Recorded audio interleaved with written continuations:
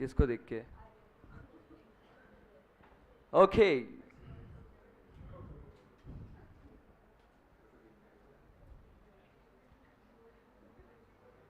साक्षी क्या हुआ? क्या सोच रही सुबह सुबह?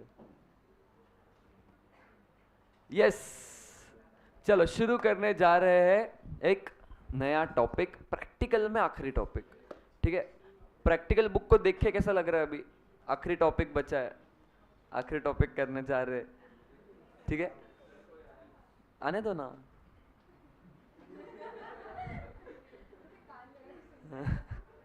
उधर बाहर, जिसको बाहर देखना है ना वो बाहर जाओ, मुझे कोई दिखा बाहर दिखते वक्त। ठीक है, चलो नया टॉपिक शुरू करने जा रहे हैं।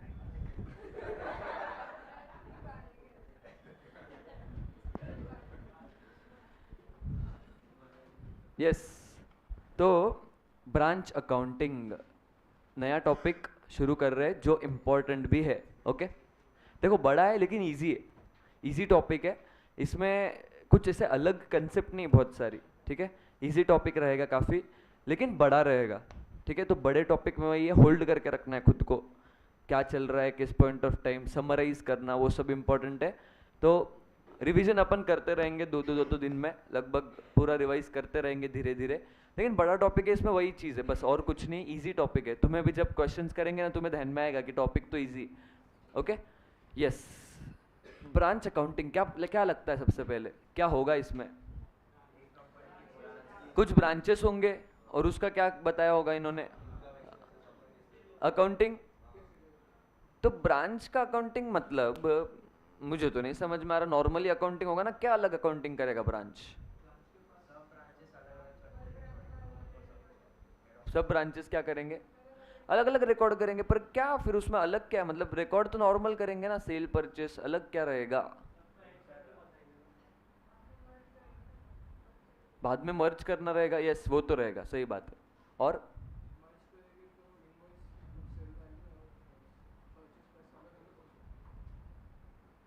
ओके, हम्म,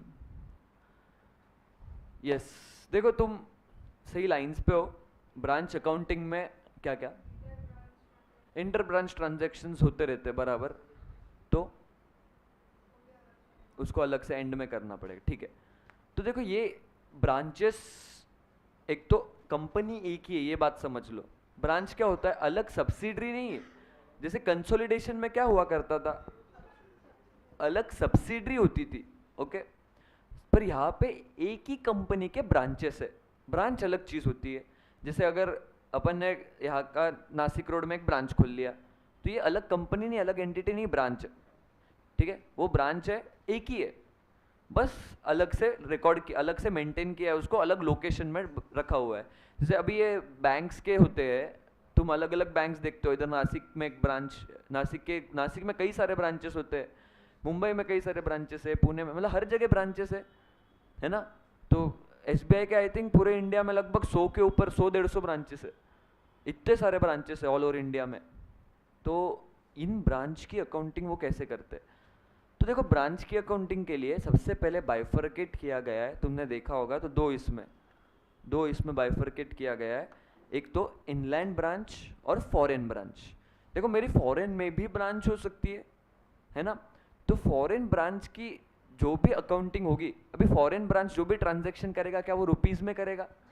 नहीं, उसकी करेंसी में करेगा, है ना। तो वो उसकी करेंसी में रिकॉर्डिंग होने वाली है।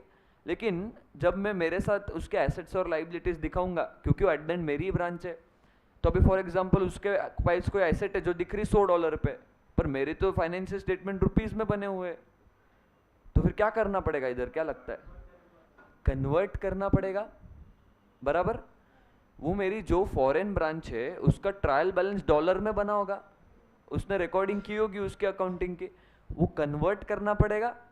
तो कन्वर्ट करने के लिए देखो, अभी आंसर नहीं बता रहा हूँ, तुम्हारे मन में डाउट्स क्रिएट कर रहा हूँ जो ओवर द पीरियड सॉल्व होंगे।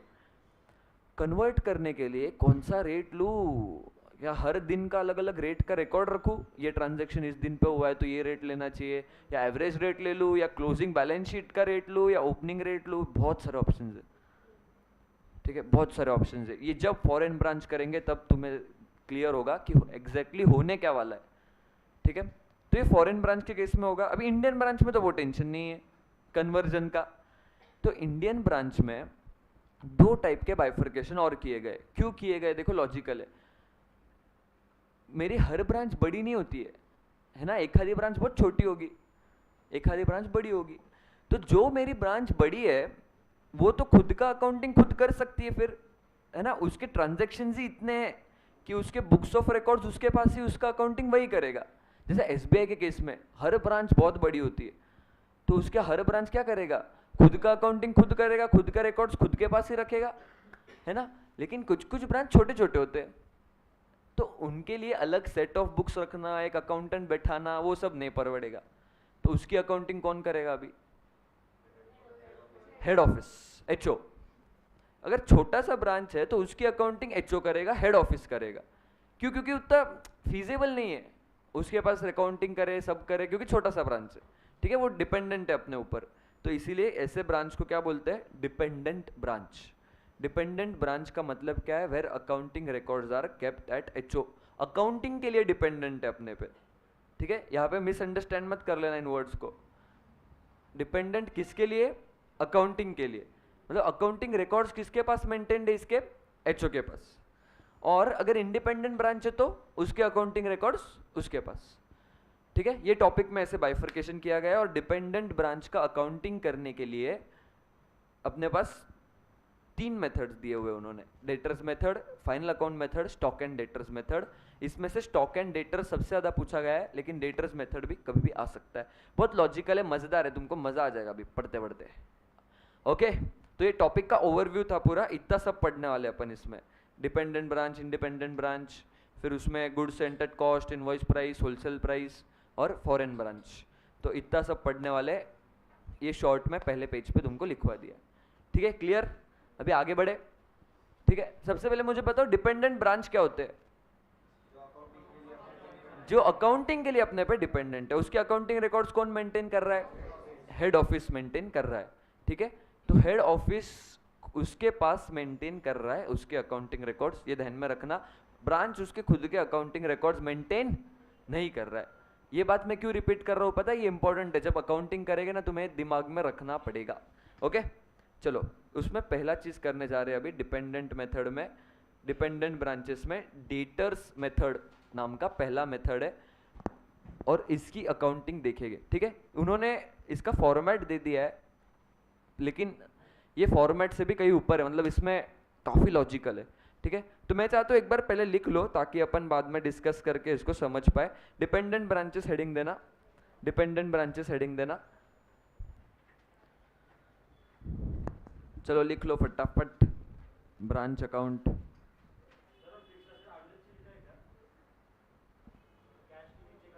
हाँ, बैलेंस कैरिड डाउन में ही ये सब, हाँ पांचों, वो तो नेट लॉस है।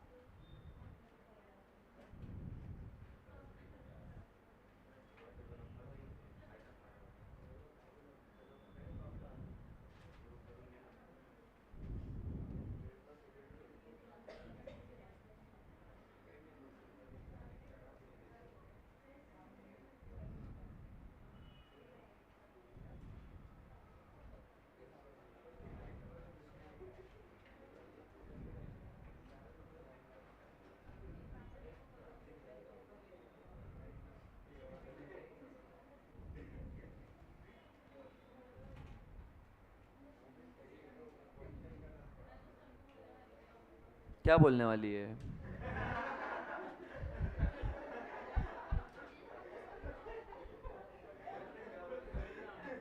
बोलना।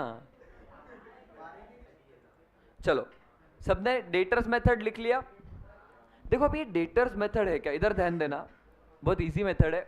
अर्थ, इधर ध्यान दो मयंक, अर्थ लिख लिया, बिल्कुल होता है। सब कंसोलिडेट होते हैं। पार्टनरशिप एलएलपी के साथ भी कंसोलिडेशन होता है।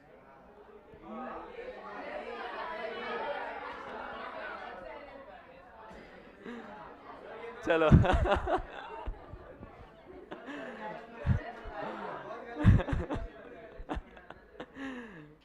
ठीक है।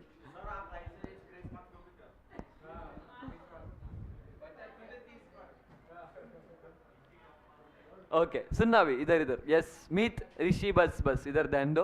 देखो ये मेथड इंपॉर्टेंट है जिसका नाम है डेटर्स मेथड। अभी देखो मेरी ब्रांच क्या है, छोटी सी ब्रांच है, ठीक है।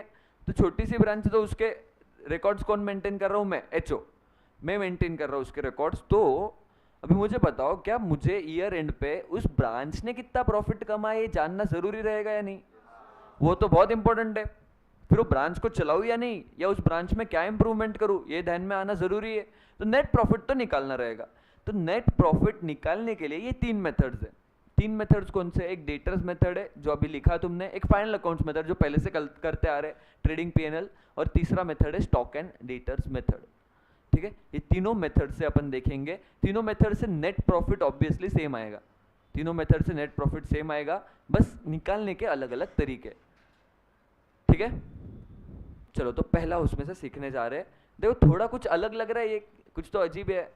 नेट प्रॉफिट ऐसे कभी निकाला नहीं हमने लाइफ में, है ना। अपनी तो कुछ अलग ही आदत है नेट प्रॉफिट निकालने की।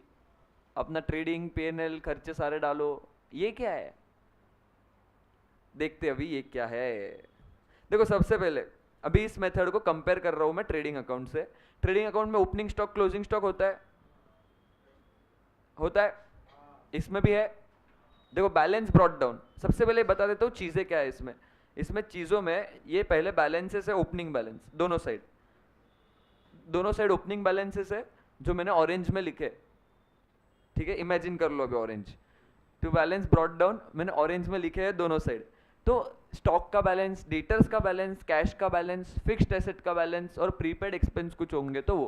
तो ये अगर बैलेंस होगा कुछ ओपनिंग में साल के शुरुआत में तो ये बैलेंस ब्रॉट डाउन के तौर पे लिखा है।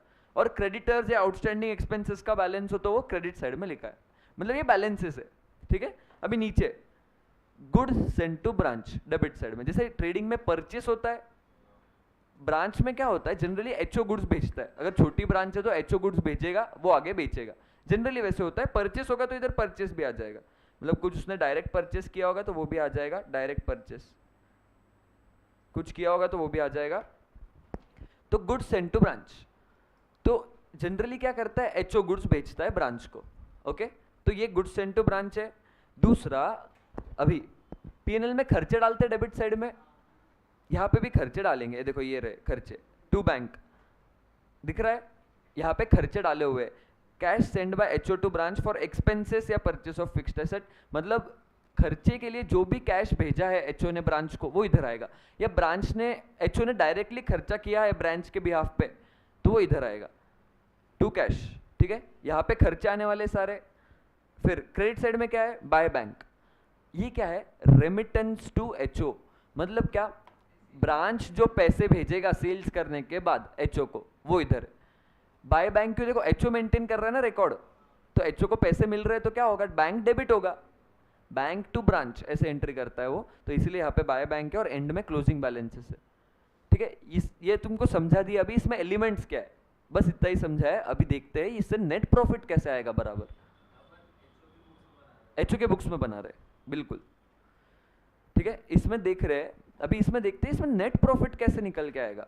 एलिमेंट समझे, पहले ओपनिंग बैलेंसेस थे, इस साइड गुड्स सेंट, इस साइड खर्चे थे, इस साइड रेमिटेंस जो पैसा मिला, क्रेडिट साइड वो था, और क्लोजिंग बैलेंस। ये सब करके नेट प्रॉफिट कैसे आएगा दोस्तों देखना। देखो ओपनिंग स्टॉक ये तो ट्रेडिंग में होता ही है, ओपनिंग स्टॉक क्लोजिंग स्टॉक इसमें भी है, इसमें तो डाउट नहीं होगा तुमको, ओपनिंग स्टॉक क्लोजिंग स्टॉक आता ही है। इसके बाद अभी देखना यहाँ पे फिक्स्ड एसेट था ओपनिंग में और क्लोजिंग में था। क्या पीएनएल में ऐसे होता है? नहीं। पीएनएल में क्या होता है फिक्स्ड एसेट रिलेटेड? डेप्रिसिएशन। तो डेप्रिसिएशन अपन पीएनएल में डालते हैं। फॉर एग्जांपल मेरी 100 की एसेट थी और 10% डेप्री था, तो पीएनएल में कितना डेप्री डालोगे? 10 रुपए।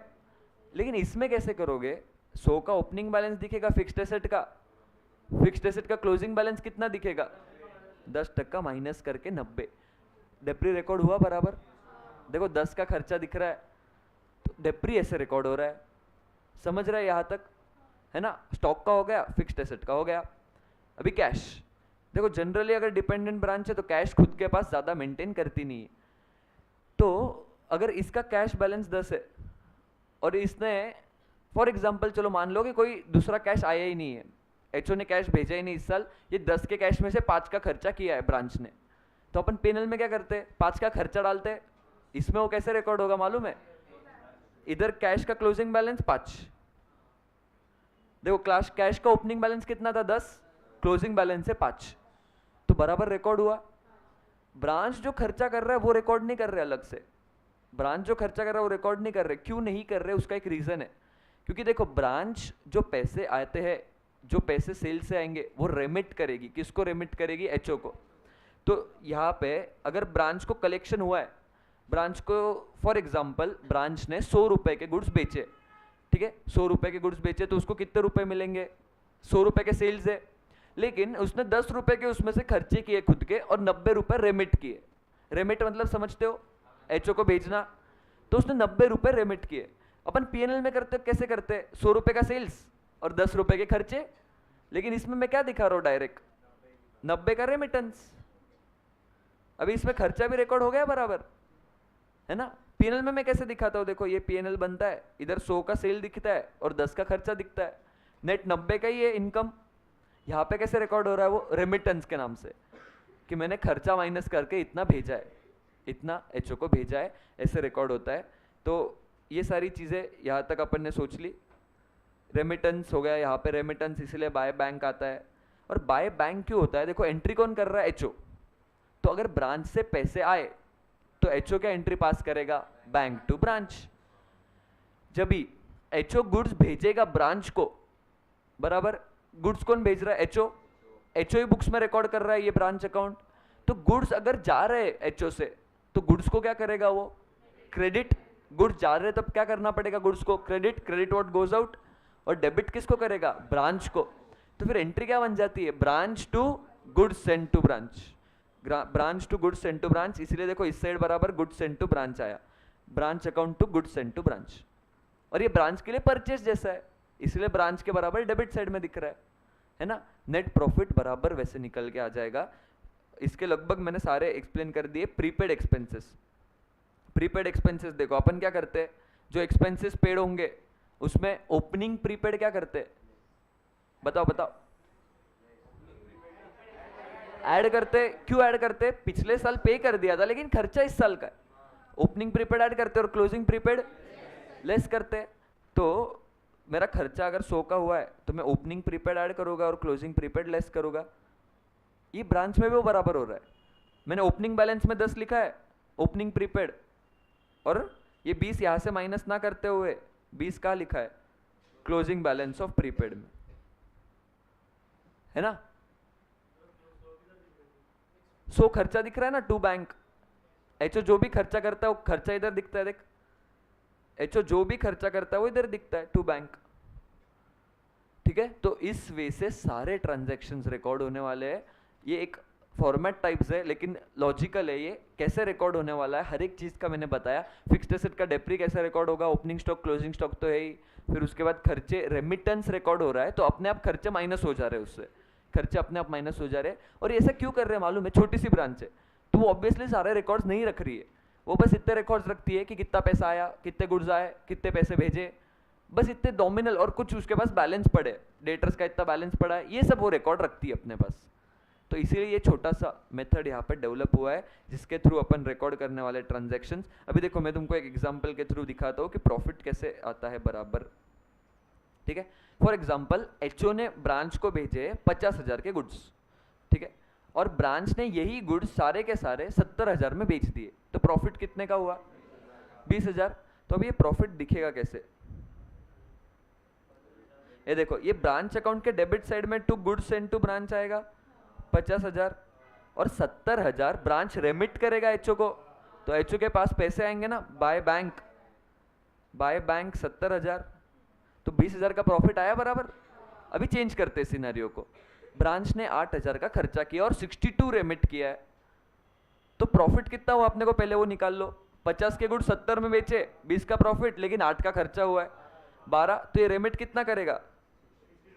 70 आए, लेकिन 8 का खर्चा किया, उसमें से 62 रेमिट किया है, तो 62 रेमिट किया है, तो देखो यहाँ पे बाकी खर्चा वगैरह ना डालते हुए भी बराबर रिकॉर्ड हो गया है ना, 12,000 का प्रॉफिट दिख रहा है।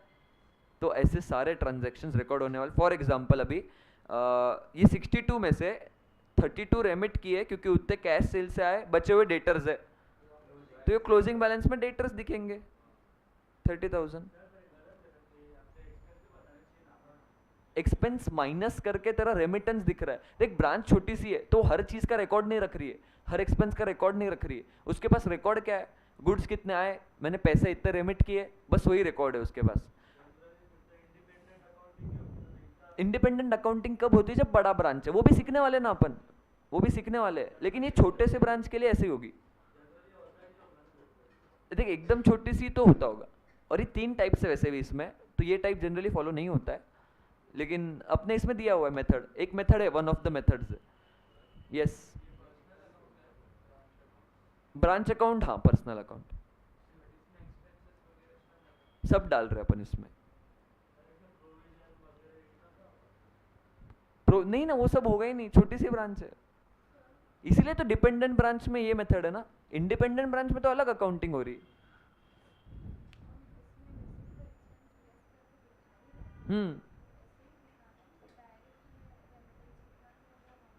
रेमिटेंस ही दिखाना है ना,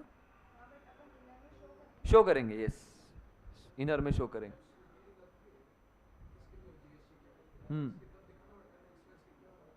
हाँ पर देख छोटी सी ब्रांच है ना ये, तो ऑब्वियसली कंपनी छोटी है, तो उसका इंडिपेंडेंट ब्रांच होगा, उसका उसके ब्रांच की अकाउंटिंग अलग से होती है।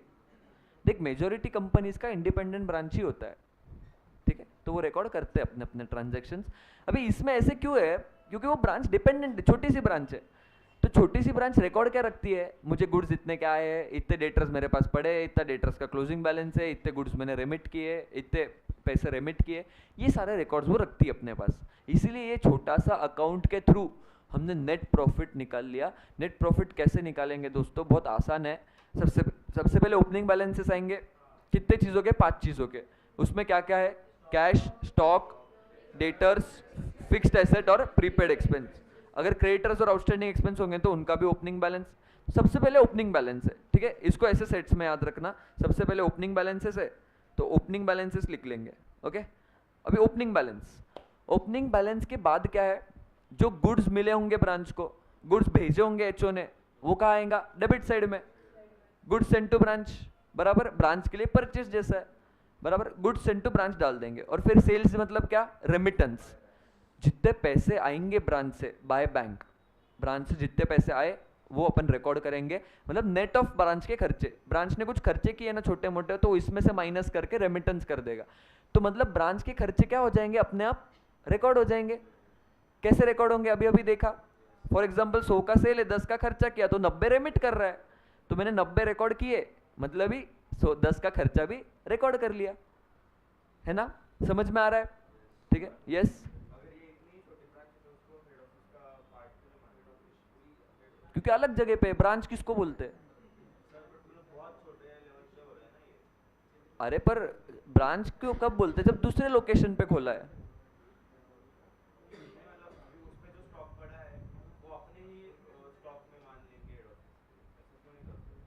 अपने इसमें मानते ही ना, एंड में सब अपना ही दिखाते हैं वैसे भी।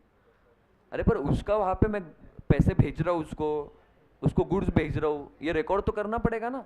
गोडाउन थोड़ी वो तेरा, ब्रांच है, वो ब्रांच कितना प्रॉफिट कमा रहा है, भले ही कितना छोटा हो, तो पता करना पड़ेगा ना मुझे, इसीलिए ये सब कर रहे। तो कैश बैलेंस में आ जाएगा ना बचा हुआ, इसलिए नेट प्रॉफिट बराबर आएगा।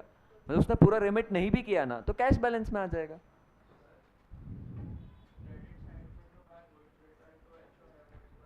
हाँ वो बताता हूँ। जैसे देखो, जो गुड्स मिले वो डेबिट साइड में, अपन जब भी परचेस रिकॉर्ड करते हैं उसमें से लेस क्या करते हैं? परचेस रिटर्न्स तो लेस ना करते हो अपन कहाँ दिखा रहे, क्रेडिट साइड में। गुड्स रिटर्न टू एचओ, मतलब इतने गुड्स आए, 100 के गुड्स आए, उसमें से 10 के रिटर्न किए, है ना, वो बैलेंस थोड़ी है। कौन सा बैलेंस बोल रहा है तू? हाँ, ओपनिंग स्टॉक में क्यों होगा वो, ये ड्यूरिंग द ईयर के ट्रांजैक्शन है। ओपनिंग स्टॉक में कुछ गुड्स थे, फिर ड्यूरिंग द ईयर मैंने 100 के भेजे और 10 के उसने रिटर्न कर दिए, तो 100 के इधर दिख रहे और 10 के रिटर्न उधर दिख रहे। क्या क्या? हाँ हाँ, एक्सपेंस एचओ जो कर रहा है उसके लिए, एचओ भी कुछ खर्चा कर सकता है ना ब्रांच के लिए, तो एचओ के पैसे जा रहे हैं टू बैंक, डेबिट करेगा ब्रांच को क्योंकि ब्रांच का खर्चा है। हाँ, तो देखो इसमें एक चीज याद रखो, ओके भाविका इधर, अगर एचओ खर्चा कर रहा है तो एचओ खर्चा कर रहा है तो वो इधर आता है, ये देखो टू बैंक, क्योंकि बैंक से पैसे किसके जा रहे हैं, एचओ के, तो एचओ रिकॉर्ड करेगा। लेकिन ब्रांच खर्चा कर रहा है तो ब्रांच का खर्चा रिकॉर्ड नहीं कर रहे, क्यों? क्योंकि ब्रांच वो खर्चा माइनस करके ही रेमिट कर रहा है, ब्रांच वो खर्चा माइनस करके ही रेमिट कर रहा है, तो अपने आप रिकॉर्ड हो जाता है, ठीक है, तो अपने आप रिकॉर्ड हो जाता है। इधर सिर्फ एचओ जो खर्चा कर रहा है ब्रांच के लिए वो रिकॉर्ड होगा। यस, गुड्स परचेस रिटर्न, अरे गुड्स जब बेचता हूं मैं एचओ, मैं गुड्स बेचता हूं तो मैं एंट्री क्या पास करता हूं, branch to goods, send to branch, और यही गुड्स रिटर्न आ गए, रिवर्स एंट्री, इसी के entry reverse, goods send to branch, तो वही किया है बस, क्रेडिट साइड में डाल दिया है। हाँ वही, वो आगे करेंगे ना, है वो भी आगे।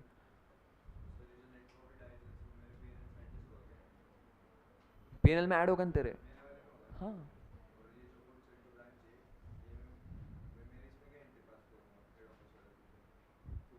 Branch to goods send to branch, और तेरे परचेस में से माइनस कर देगा उसको, तेरे परचेस में से माइनस कर देगा।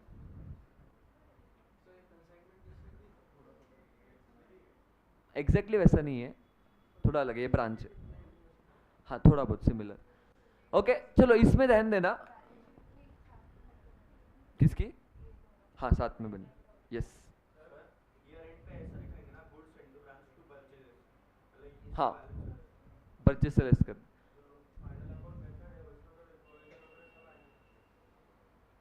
नहीं रे ये बनाती ही नहीं ब्रांच,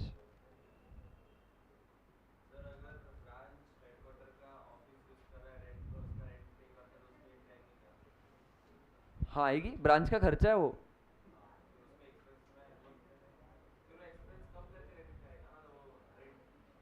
हाँ वही ना, फिर रेमिटेंस कम आएगा फिर, तो खर्चा है वो, ब्रांच का खर्चा है। हाँ ओके, सुनना, तो इसमें कितनी चीजें ध्यान देना, सबसे पहले क्या आएगा, ओपनिंग बैलेंस, और बाद में क्या आएगा, गुड सेंट होगा तो डेबिट साइड में, और रिटर्न किया होगा तो क्रेडिट साइड में, ठीक है। पहले ओपनिंग बैलेंस, उसमें कितनी चीजें, 5 चीजें, उसमें क्या क्या है, cash, stock, fixed asset, prepaid expense और डेटर्स, सारे ओपनिंग बैलेंस आएंगे। फिर ओपनिंग बैलेंस हो गया, फिर गुड्स सेंट और गुड्स रिटर्न किए होंगे तो क्रेडिट साइड में, फिर एचओ जो खर्चा करेगा वो कहाँ आएगा, खर्चे कहाँ आते हैं, डेबिट साइड में, ब्रांच टू बैंक, बराबर, टू बैंक आएगा, एचओ जो खर्चा करेगा वो, और ब्रांच जो पैसे रेमिट करेगा वो किस साइड आएगा, क्रेडिट साइड। तो ब्रांच कितने पैसे रेमिट करेगा, जो कैश सेल्स होंगे, जो कलेक्शन होंगे, उसमें से उसका खर्चा माइनस कर देगा और रेमिट कर देगा बचे हुए पैसे, ठीक है, तो वहां पे रेमिटेंस आएगा। बस इतना ही है। इसके बाद क्या है, क्लोजिंग बैलेंस, इसके बाद सीधा क्लोजिंग बैलेंस, जो ओपनिंग में लिखा था उसी का क्लोजिंग बैलेंस नीचे लिख देंगे, बचा हुआ नेट प्रॉफिट। तो कितनी चीजें देखो, ओपनिंग बैलेंस, गुड्स सेंट और गुड्स रिटर्न वाला, दूसरी चीज तो टू बैंक और बाय बैंक, है ना, टू बैंक में खर्चे आएंगे, बाय बैंक में रेमिटेंस है, जो इनकम आ रहा है ब्रांच से वो आएगा, और चौथा balance carried down, closing balance, और पांचवा नेट प्रॉफिट एंड में। एचओ का इनकम रहेगा, उसके इसमें रेंट को ड्यू कर लेगा तो ब्रांच अकाउंट से दिखा देगा, तो काट के आए ना, मतलब मिल गया ना तुझे। अच्छा रेमिटेंस ज्यादा करेगा, नहीं तो सॉरी ज्यादा करेगा, वो जब एक साथ बनाएंगे तब, एक साथ बने।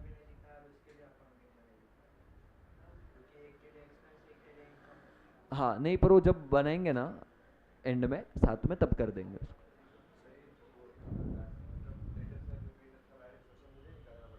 हाँ ठीक है, डेटर्स का बैलेंस, एंड का ओपनिंग बैलेंस, ये सब कौन निकालेगा बोलो? ये सब एचओ रिकॉर्ड मेंटेन करेगा। लेकिन ब्रांच क्या करता है, ब्रांच बस कच्चे इस पे चिट्ठियां रखता है, मतलब कच्चे इस पे रिकॉर्ड रखेगा कि हाँ इतने गुड्स आए, इतने मैंने भेजे पैसे, इतने डेटर्स पड़े, ये सब रिकॉर्ड कौन रखेगा? ब्रांच। ठीक है, तो ऐसे क्या बनने वाला है अपना ब्रांच अकाउंट। इसको डेटर्स मेथड ऑफ अकाउंटिंग बोलते हैं। ब्रांच अकाउंट बनाने वाले इसमें 5 चीजें दोस्तों। 5 चीजें क्या है? पहला बैलेंस ब्रॉट डाउन है, तो बैलेंस ब्रॉट डाउन में डेबिट साइड में 5 है।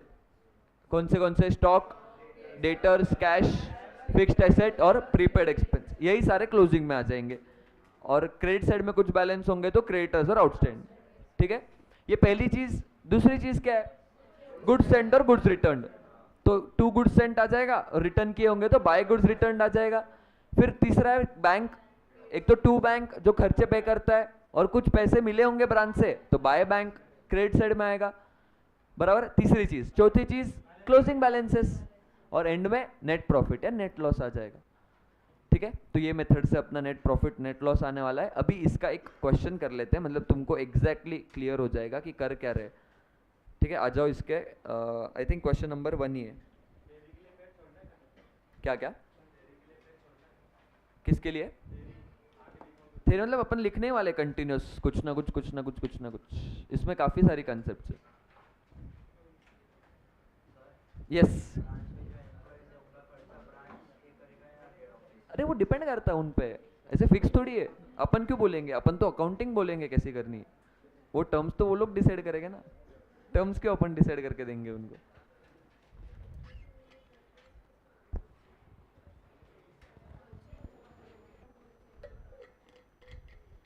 क्वेश्चन नंबर 1 में आयो। यस।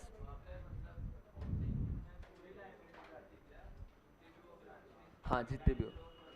हाँ जनरली नहीं होती है, वो छोटा सा ब्रांच है ना, उसके नाम पे लोन नहीं लेता है वो। जनरली नहीं होता है, इतनी सारी चीजें होती ही नहीं है। चलो क्वेश्चन करने जा रहे हैं। अच्छा मुझे बताओ, इसमें अगर बैड डेट्स हो रहे हो तो, ब्रांच को बैड डेट्स हो रहे हो तो वो डेटर्स में से लेस हो गए, क्लोजिंग में आ गया होगा। अलग से खर्चा रिकॉर्ड करोगे क्या बैड डेट्स का? नहीं। ठीक है, अलग से नहीं रिकॉर्ड करना है, याद रखना। चलो, Buckingham bros have a branch at Nagpur. They send goods at cost to their branch at Nagpur. ठीक है, नागपुर में ही ब्रांच, नागपुर की ब्रांच है, कॉस्ट पे गुड्स बेचते हैं। कुछ डायरेक्ट परचेस भी करती है branch, for which payments are made at head office. और उसके पेमेंट कौन करता है? डायरेक्ट परचेस के एचओ। ठीक है, एचओ परचेस करता है। All daily collections are transferred from branch to HO, मतलब रोज के रोज जो पैसे आएंगे वो क्या कर देगा? रेमिट कर देगा। ऑब्वियसली कुछ खर्चा कर रहा होगा तो वो माइनस करके रेमिट करेगा। चलो, मुझे क्या क्या चीजें दी है देखो। ओपनिंग बैलेंस दिया है, कैश का ओपनिंग बैलेंस। इंप्रेस्ट क्या होता है पता है? पेटी कैश में पढ़ा होगा तुमने, पेटी कैश।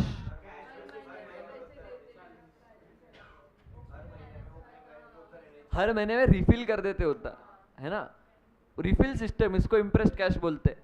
मतलब मेरा अगर उसको 2000 का कैश दिया हुआ है, ठीक है, वो खर्चा करेगा करेगा करेगा। फॉर एग्जाम्पल कुछ उसके पास 200 रुपए पड़े, तो मैं 1800 फिर से दे दूंगा मंथ एंड पे, मतलब फिर से 2000 हो जाएंगे उसके पास। मतलब इंप्रेस सिस्टम क्या होता है? बैलेंस सेम होता है, 2000 का बैलेंस हमेशा 2000 ही रहेगा, क्योंकि वो रिफिल कर देता है फिर से। ठीक है, उसको इंप्रेस्ड सिस्टम बोलते हैं। डेटर्स, ये ओपनिंग बैलेंस है। फिर से स्टॉक का ओपनिंग बैलेंस दिया है, ये दोनों स्टॉक किया 24,000 और 16,000, मतलब डायरेक्ट परचेस का स्टॉक है और जो एचओ के गुड्स का स्टॉक है, इन दोनों का स्टॉक है ये 24 और 16। ओके, कैश सेल्स दिया है, इसका क्या करोगे बताओ? रेमिटेंस में लिखेंगे, लेकिन यहाँ पे रेमिटेंस दिया हुआ है अपन को डायरेक्ट,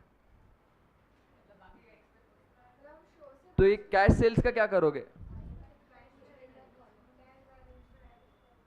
कैश बैलेंस में ऐड करेगी किसके? ब्रांच के। ब्रांच तो सब भेज देता है, रेमिटेंस दिया हुआ है उन्होंने, ये कंसीडर करके रेमिटेंस दे दिया होगा उन्होंने, तो आएगा ही नहीं कहीं भी। रेमिटेंस में ये कंसीडर हो गया होगा ना। देखो 45 का जो कैश सेल्स है और कलेक्शन फ्रॉम डेटर्स हुआ होगा, ये कंसीडर करके ही रेमिटेंस आया होगा, तो इसका कुछ यूज नहीं होने वाला है अपने को। नहीं नहीं, डायरेक्ट परचेसेस, इसका क्या करोगे?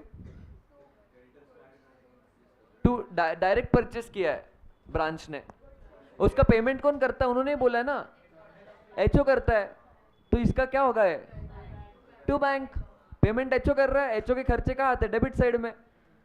रिटर्न्स फ्रॉम कस्टमर, 2 मिनट, ये ब्रांच रिटर्न नहीं कर रहा है एचओ को, ये क्या है? Sales return. जो ब्रांच गुड्स बेच रहा है वो सेल्स रिटर्न हो रहे हैं, इसका क्या करोगे? क्रेडिट सेल्स में से लेस करेगा। क्रेडिट सेल्स कहाँ दिखा रही तू?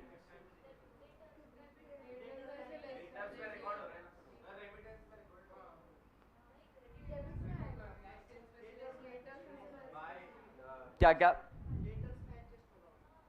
हाँ, मतलब डेटर्स का क्लोजिंग बैलेंस करते वक्त डेटर्स में एडजस्ट हो जाएगा। देखो डेटर्स का ओपनिंग बैलेंस और क्लोजिंग बैलेंस रिकॉर्ड करते हो ना, तो इससे क्या होता है मालूम है? बैड डेट, सेल्स रिटर्न, सब कुछ रिकॉर्ड हो जाता है। Bad debt, sales return, discount to customer, सब कुछ रिकॉर्ड हो जाएगा। कैसे रिकॉर्ड हो जाएगा दिखाओ एक बार। ये देखो, ये डेटर्स अकाउंट है, डेटर्स का यहाँ पे टू ओपनिंग बैलेंस दिखता है, फॉर एग्जांपल 10 रुपए, टू सेल्स 100 रुपए, ठीक है। बाय रिटर्न्स फॉर एग्जांपल उन लोगों ने, एक काम करते हैं, sales 120, sales 120, returns 20, by bad debts 5, और बाय डिस्काउंट मान लेते कुछ, डिस्काउंट 5, और क्लोजिंग बैलेंस कितना बचा है? क्लोजिंग अच्छा पैसे भी आए होंगे ना कुछ। बाय बैंक जो पैसे आए, पैसे कितने आए? 60 रुपए ले लेते हैं, और क्लोजिंग बैलेंस कितना बच रहा है? क्लोजिंग बैलेंस 40 बच रहा है, ओके। अभी देखो इसमें इसको सोचते हैं, इसमें इसको अपन पीएनएल में कैसे रिकॉर्ड करते हैं? जब अपन पीएनएल बनाते हैं तो क्रेडिट साइड में सेल्स आता है, तो सेल्स नेट ऑफ रिटर्न्स दिखता है पीएनएल में। तो पीएनएल में कैसे दिखता होगा? ये 120 का सेल्स लेस रिटर्न्स 20, ये 100 दिखता होगा। और ये बैड डेट्स और ये डिस्काउंट के खर्चे कहाँ डालते हैं अपन? पीएनएल के डेबिट में। टू ये खर्चे कितने? 10 के, बस इतना ही करते पीएनएल में, और कुछ नहीं करते। तो पीएनएल में कितने का इफेक्ट आ रहा है? 90 का। अभी इसमें देखते हैं अपन ब्रांच अकाउंट में। अपन ब्रांच में क्या करते हैं? Opening balance of debtors 10, closing balance of debtors 40, और क्या करते हैं इसके साथ? बस रेमिटेंस। रेमिटेंस कितना है? 60। कितने का इफेक्ट आया देखो? आया बराबर 90 का इफेक्ट। मतलब बैड डेट्स और डिस्काउंट, सेल्स रिटर्न सब रिकॉर्ड हो जाता है, सब अपने आप रिकॉर्ड हो जाता है। क्योंकि अपन देखो ये डेटर अकाउंट पूरा ही बना, ये ओपनिंग बैलेंस लिख रहे, क्लोजिंग बैलेंस लिख रहे और रेमिटेंस लिख रहे, तो बाकी सारा अपने आप रिकॉर्ड हो गया, बाकी सारा अपने आप रिकॉर्ड हो गया। तो ये ब्रांच अकाउंट की खासियत ही वही है, तुमको खर्चा अलग से रिकॉर्ड नहीं करना है, खर्चा अलग से रिकॉर्ड नहीं करना है। ब्रांच का डेटर्स का ओपनिंग और क्लोजिंग बैलेंस लिखोगे ना, तो bad debt, sales return, discount सब रिकॉर्ड हो जाएगा, ठीक है, सब अपने आप रिकॉर्ड हो जाएगा। तो मुझे बताओ ये रिटर्न्स फ्रॉम कस्टमर का क्या करोगे?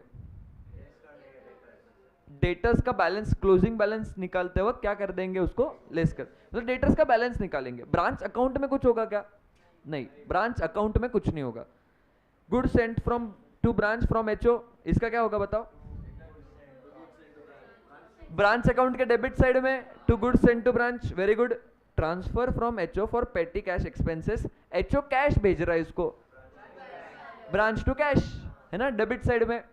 एचओ जो भी कैश भेजता है वो डेबिट साइड में आएगा, to cash, very good. Bad debts का क्या करोगे? ये डेटर्स में, लेकिन ब्रांच अकाउंट में कुछ होगा क्या? नहीं, ब्रांच अकाउंट में कुछ नहीं होगा। डिस्काउंट टू कस्टमर्स, ये भी डेटर्स में होगा, ब्रांच अकाउंट में कुछ होगा? नहीं।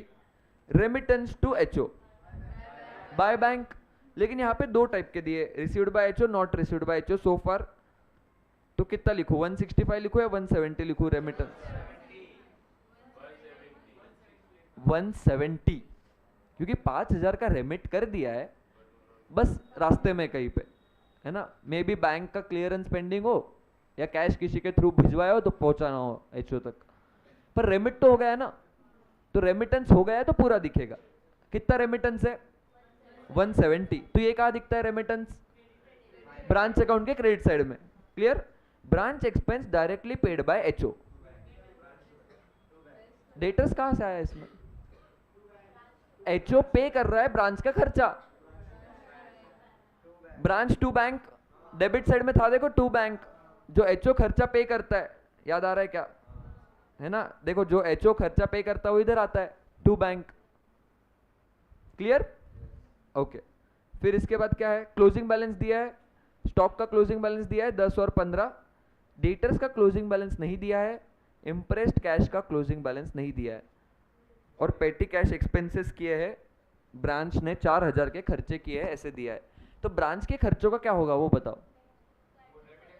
ब्रांच के खर्चे एडजस्ट हो जाते हैं, ब्रांच का खर्चा कहीं नहीं आएगा। इंप्रेस्ड कैश का क्लोजिंग बैलेंस बता सकता है कोई?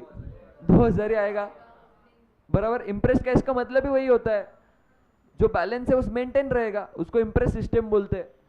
तो इसका तो पता है। डेटर्स का बैलेंस निकाल सकते हो क्या? क्लोजिंग बैलेंस निकालो। मुझे इतनी चीजें दी है, उसमें से डेटर्स का क्लोजिंग बैलेंस चाहिए। बैड डेट्स, डिस्काउंट सब एडजस्ट करना बराबर, सेल्स।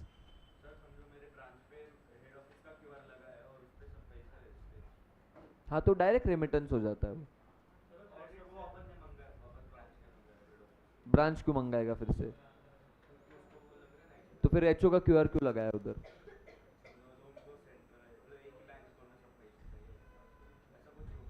तो ऑब्वियसली एक ही बैंक अकाउंट है तो खर्चा भी एचओ ही करेगा, तो ब्रांच पैसे नहीं मंगाएगा उससे।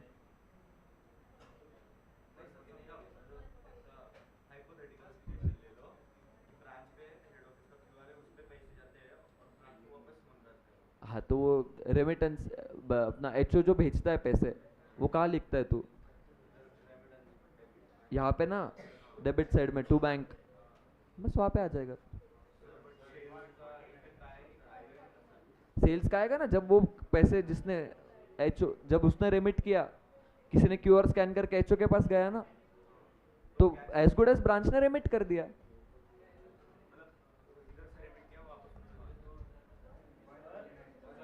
Yes yes. वो बोलता हूँ, पहले डेटर्स का तो करो अभी। 149 आ रहा है, 24,000। इतना डिफरेंस क्यों?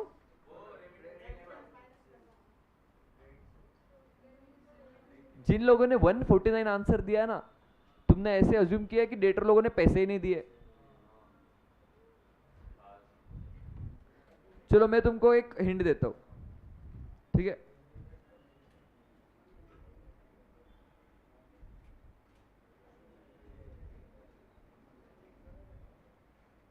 इस एंगल से सोचना, ओके?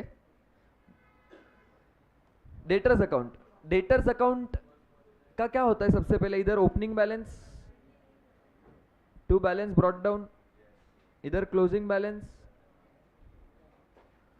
बराबर। जो डेटर्स को सेल करते हैं उसकी क्या एंट्री आती है? डेटर्स टू सेल्स, ये सेल की एंट्री है। कौन सा सेल आता है? क्रेडिट सेल या कैश सेल? सिर्फ क्रेडिट सेल, बराबर। तो यहाँ पे टू सेल आने वाला है, क्रेडिट वाला। मैं फिल नहीं कर रहा हूँ, ये तुमको करना है। जो डिस्काउंट दिया होगा वो इधर, जो सेल रिटर्न हुआ होगा वो इधर, जो बैड डेट्स हुए होंगे वो भी इधर, और एक चीज तुम भूल रहे थे, जो कलेक्शन हुआ होगा वो इधर आता है बाय बैंक। जो भी कलेक्शन हुआ होगा वो इधर आता है, और कलेक्शन कितना हुआ ये उन्होंने दिया नहीं है, ये तुमको सोचना है।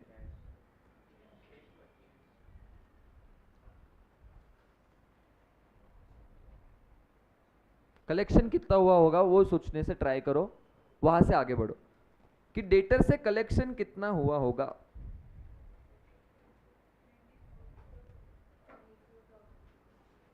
ओके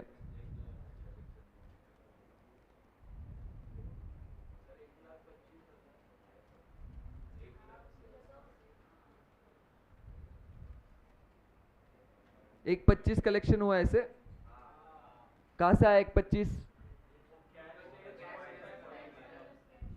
170 रेमिट किया है, तो 170 कहाँ से रेमिट किया होगा? कैश सेल से और कलेक्शन से। तो कैश सेल कितना था?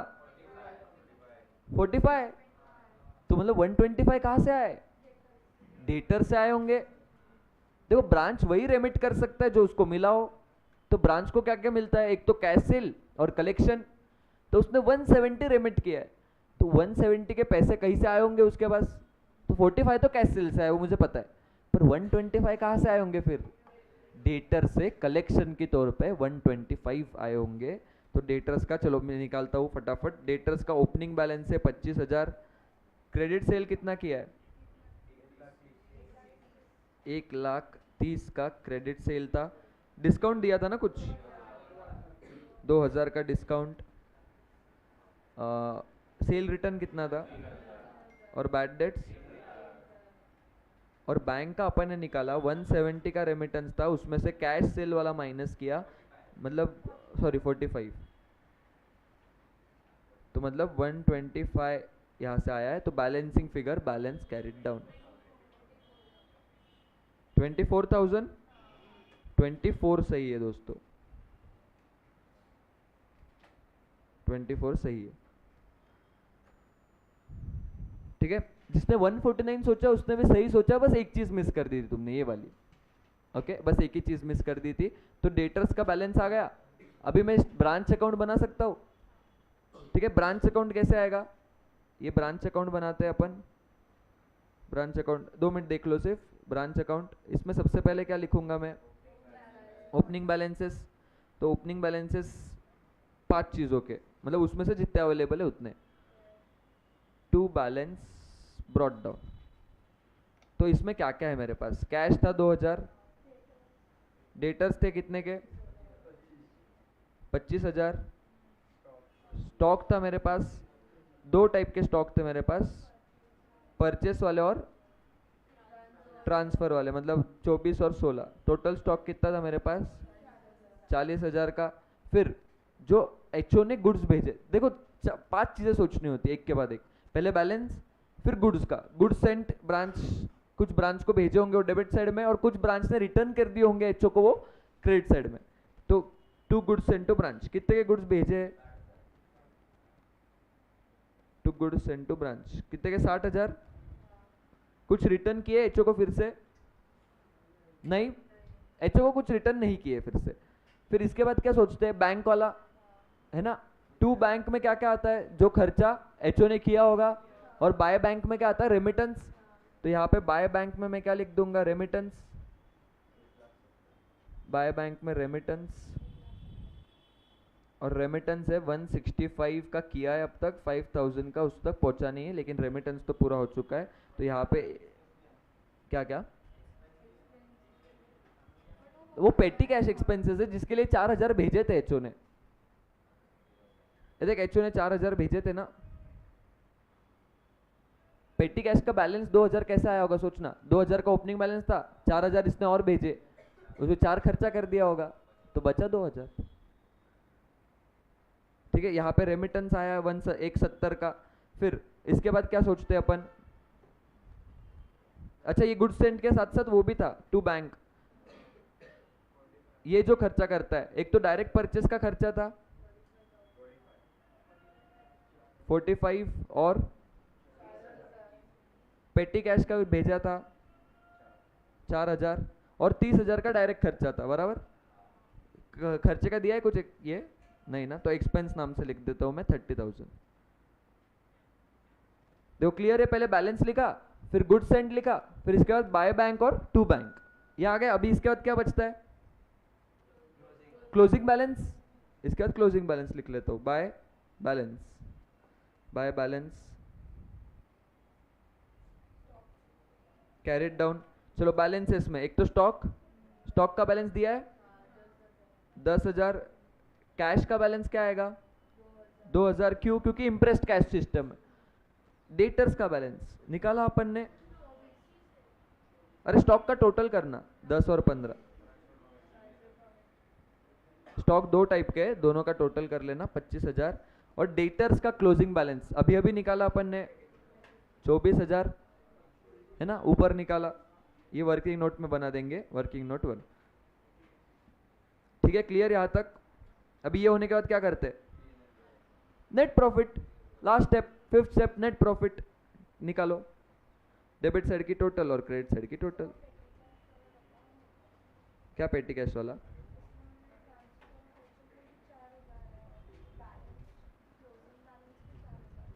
क्लोजिंग बैलेंस कहाँ 4,000 लिखा है? पेटी कैश एक्सपेंसेस है वो, मतलब ब्रांच ने खर्चा किया है, तो ब्रांच का खर्चा रिकॉर्ड करते हैं क्या अपन? नहीं, तो वो रिकॉर्ड नहीं करे। 15,000 लॉस है, तो लॉस है तो किस साइड आएगा? प्रॉफिट है।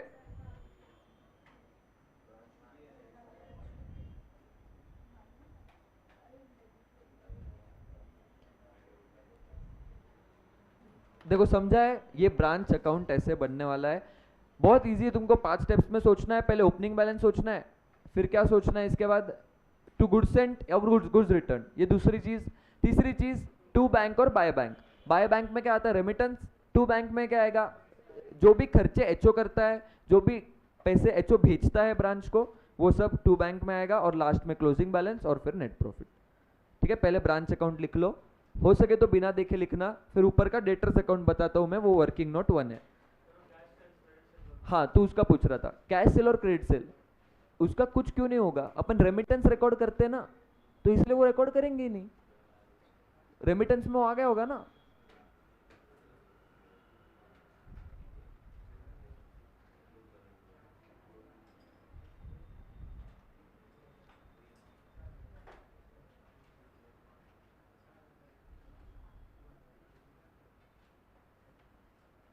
तेरा 45 का कैश सेल है और 125 का कलेक्शन है, तो ऐसे 170 तूने रेमिट कर दिए, 130 के, तो तेरे हिसाब से इनकम 175 आना चाहिए।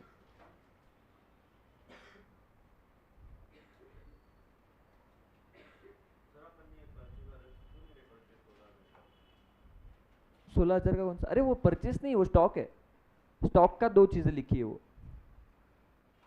ओपनिंग स्टॉक जो खुद का है, और जो डायरेक्ट जो एचओ वाला है और जो डायरेक्ट परचेस वाला है, ऐसे दो दो बाइफर्केशन दी है, दोनों स्टॉक ही है।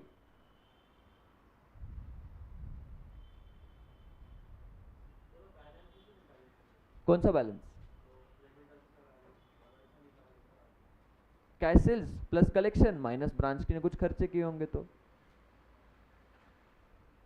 कैश सेल्स 45 है, कलेक्शन 125 है।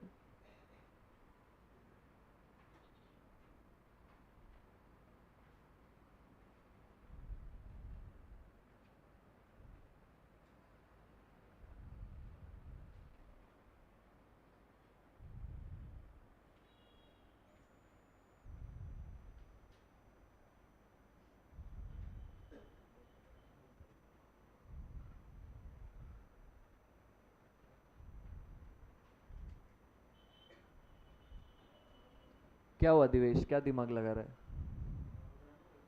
क्या नहीं समझ रहा है, बोल।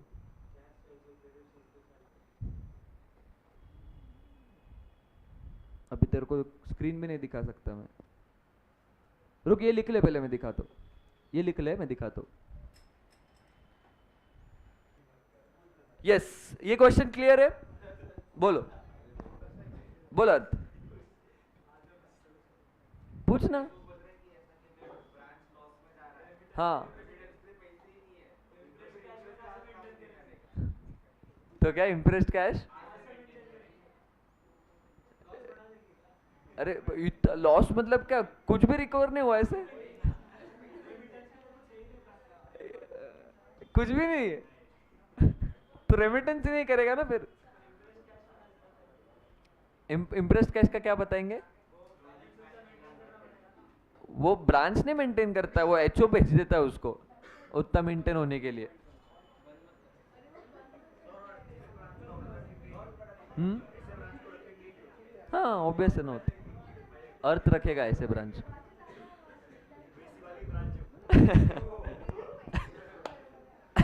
यस, चलो क्लियर ये क्वेश्चन हो गया कनिष्का?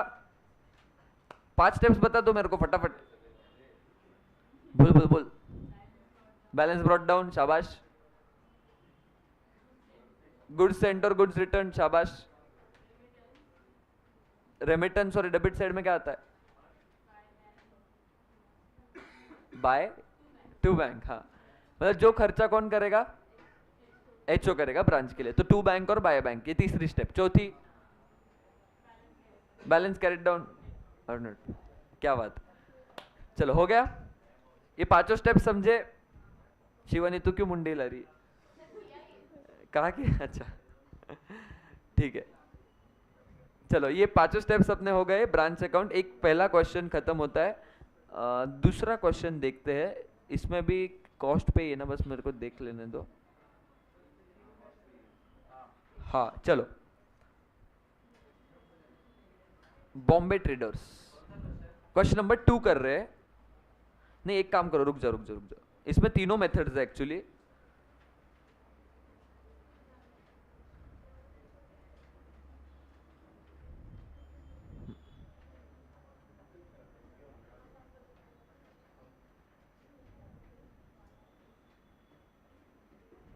इसमें भी दोनों मेथड्स है। चलो क्वेश्चन नंबर 2 वही कर रहे हैं, क्वेश्चन नंबर 2 ही कर रहे हैं, लेकिन इसमें तीनों मेथड्स पूछे हैं। तो अपन क्या करेंगे अभी? डेटर्स मेथड कर लेंगे और फाइनल अकाउंट्स कर लेंगे। वो तो पहले से ही आता है अपने को, सिर्फ तीसरा मेथड बचेगा जो वो मेथड सीखने के बाद वो कर लेंगे। चलो पहले डेटर्स मेथड वाला करते हैं। देखो इसमें तीनों मेथड से पूछा है, पहले क्वेश्चन देख लो। डेटर्स मेथड, ब्रांच, वो ये वाला, इसको स्टॉक एंड डेटर्स मेथड बोलते हैं, और branch trading and PNL. Yes, देखो पहले ऊपर की लाइन पढ़ लो। Invoice goods to Delhi branch at cost, HO paid all the branch expenses from its bank account. ठीक है, ब्रांच के सारे खर्चे कौन कर रहा था? HO, except petty cash expenses which were made by branch. ठीक है, all cash collected by branch was banked on the same day to the credit of HO. जो भी कलेक्शन होता है वो same to same day HO को भेज देता है, रेमिट कर देता है। फॉलोइंग ट्रांजैक्शन एंटर हुए, इन्होंने सारे ट्रांजैक्शंस दिए। स्टॉक का ओपनिंग बैलेंस है, डेटर्स का ओपनिंग बैलेंस है, पेटी कैश का ओपनिंग बैलेंस है, गुड्स सेंट फ्रॉम एचओ है, गुड्स रिटर्न फ्रॉम एचओ है, कैश सेल्स है, क्रेडिट सेल्स है। अलाउंस टू कस्टमर क्या होता है? डिस्काउंट। फिर डिस्काउंट टू कस्टमर्स, ये भी डिस्काउंट है। ठीक है, डिस्काउंट के दो नाम दिए उन्होंने। बैड डेट्स दिया है, गुड्स रिटर्न बाय कस्टमर दिया है, सैलरीज, वेजेस, रेंट्स, ये खर्चे किसने पे किए होंगे? तीनों हेड ऑफिस। उन्होंने बोला हुआ है कि खर्चे एचओ कर रहा है एक्सेप्ट पेटी कैश, तो ये सारे खर्चे एचओ ने किए। तो एचओ के खर्चे ब्रांच अकाउंट में आते हैं क्या? हाँ आते हैं। फिर कैश कलेक्शन फ्रॉम डेटर्स दिया है 28,500, डेटर्स का क्लोजिंग बैलेंस दिया है, स्टॉक का क्लोजिंग बैलेंस, पेटी कैश का क्लोजिंग बैलेंस। ओके, अपने को सब चीज दी है, रेमिटेंस नहीं दिया है इसमें। रेमिटेंस निकाल सकते हो? बोलो तो कितना होगा? बोल आ रहे हैं।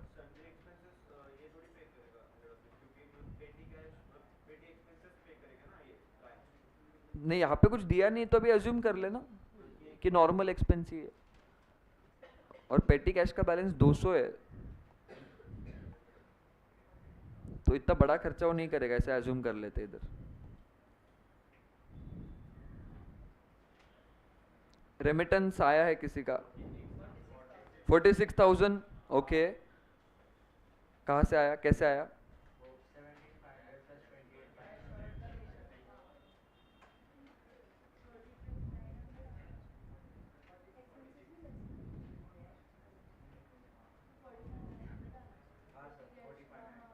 $45,900। तो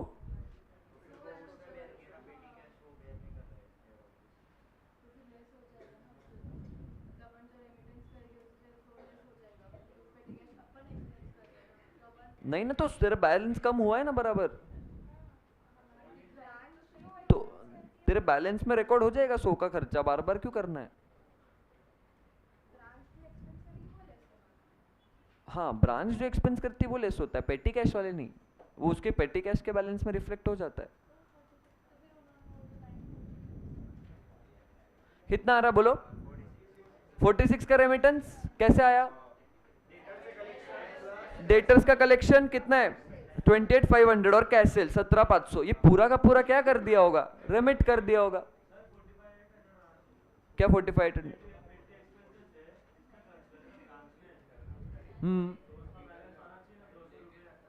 तो पेटी एक्सपेंसेस के लिए पहले से बैलेंस था ना उसके पास, वो इसके काट काट के क्यों भेजेगा आगे, उसके पास 200 का बैलेंस पहले से था। और क्लोजिंग बैलेंस देख पेटी कैश का 100 हुआ है, इसका क्या मतलब है 100 का उसने खर्चा किया है, तो 100 का खर्चा किया ये पेटी कैश के बैलेंस में रिफ्लेक्ट हो जाएगा। वो एचओ को क्यों काटेगा ये पैसे, एचओ ने तो पहले ही उसको पैसे भेज दिए ना पेटी कैश के लिए। तो अगर ब्रांच कोई खर्चा करता है नॉर्मल खर्चा, वो माइनस करेगा, पेटी कैश वाला नहीं। पेटी कैश का उसके बैलेंस में रिफ्लेक्ट हो जाता है।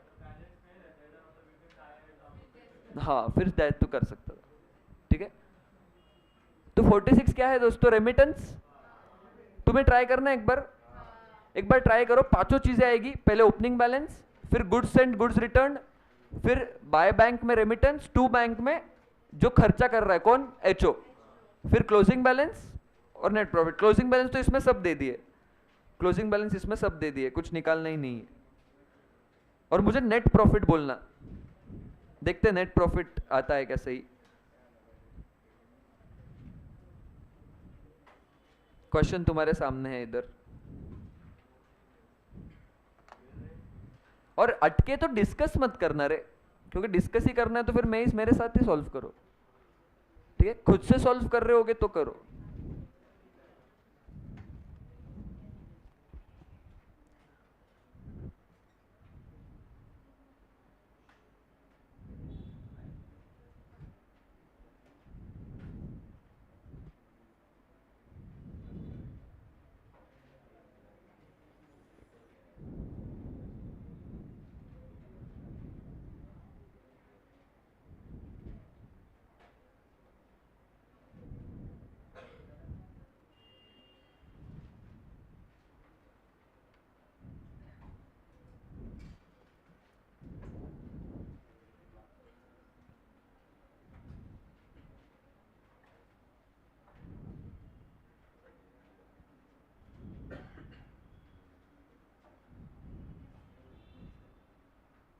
आर्यन बातें मत कर।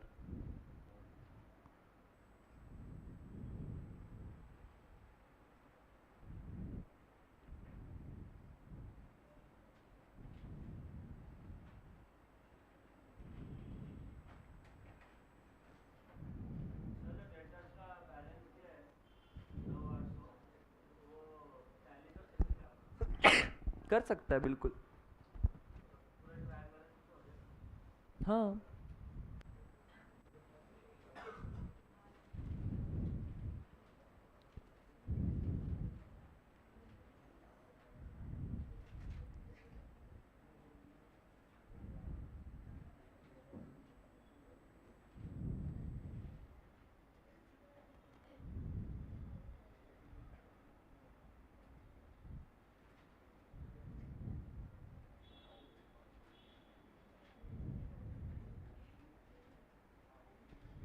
शांति से करो, 5 स्टेप्स एक एक करके सोचना, डिस्कस मत करो। और नहीं ना, इसमें दिया हुआ है ना क्लोजिंग बैलेंस, क्यों बनेगा। दिखाने मतलब किधर दिखाना है तेरे को, नहीं।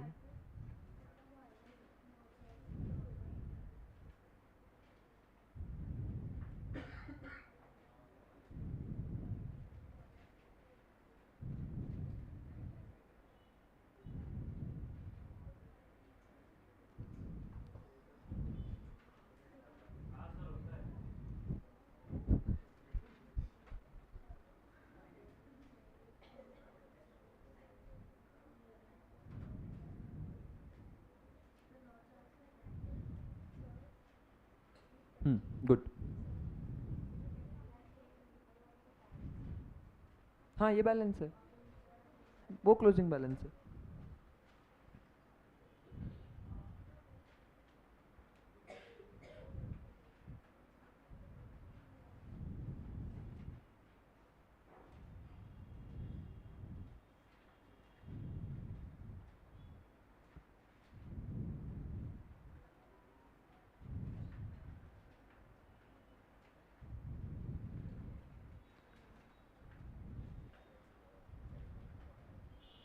आया क्या आंसर?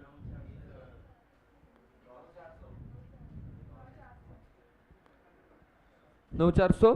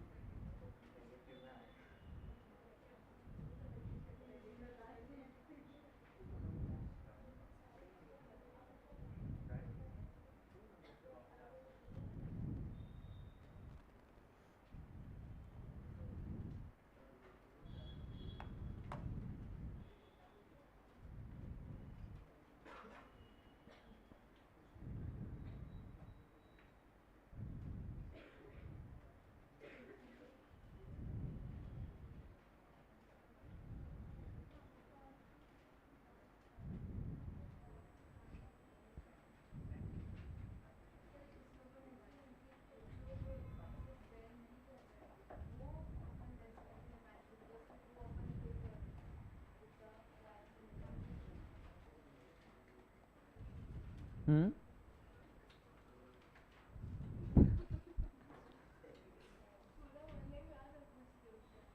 बोलना। HO।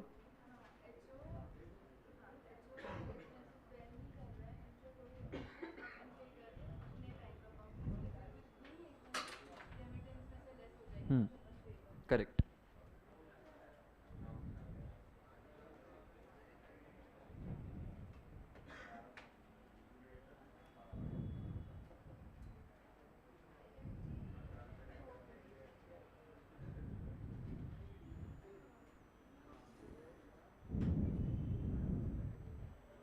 चलो हुआ है।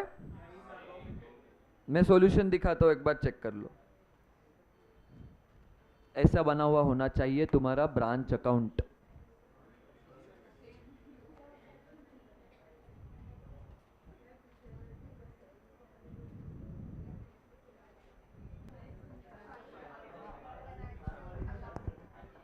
क्या फाइनेंशियल?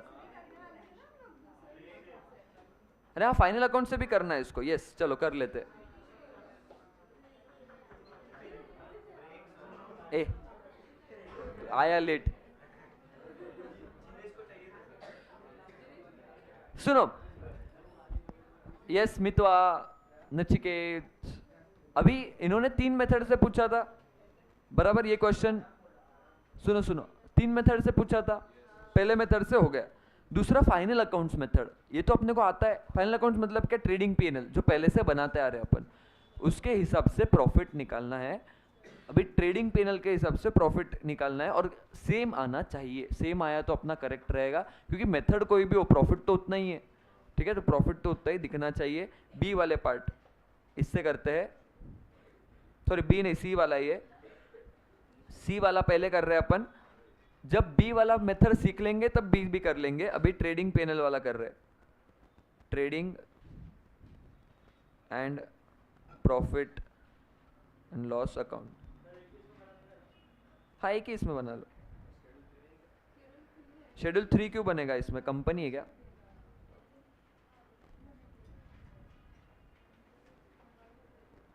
मैं एक ही साथ बना रहा हूं, ऊपर के पार्ट में ट्रेडिंग, नीचे के पार्ट में पीएनएल।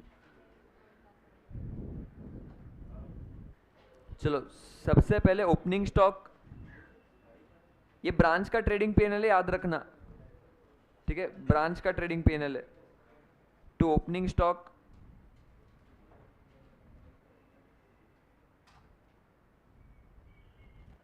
ब्रांच का ओपनिंग स्टॉक है 7,000। यहाँ पे बाय सेल्स आता है।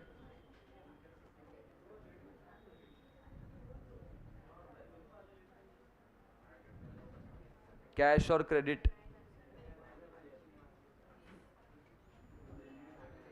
17,500।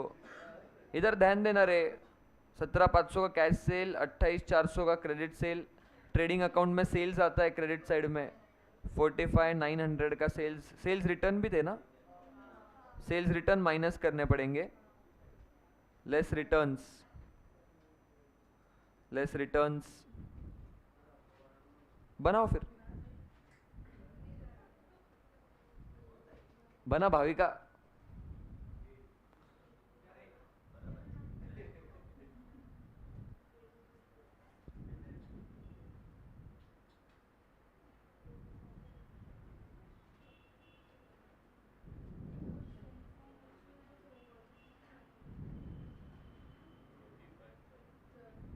बोल।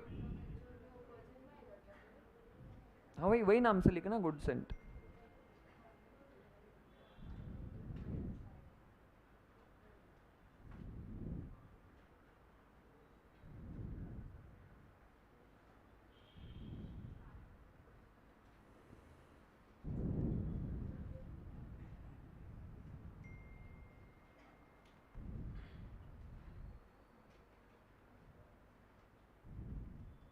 Forty five.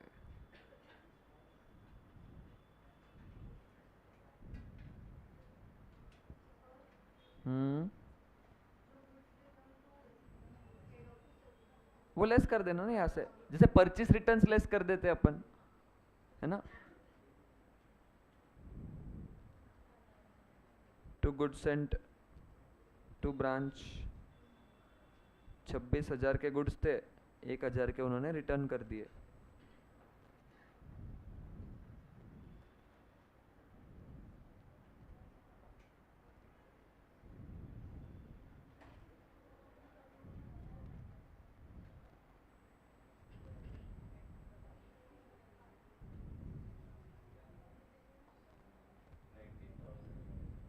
$19,000 के क्या ग्रॉस प्रॉफिट? ट्रेडिंग तक मैंने बना दिया, आगे का करो। कौन है रे ये चकचुक? भाविका होगी ना।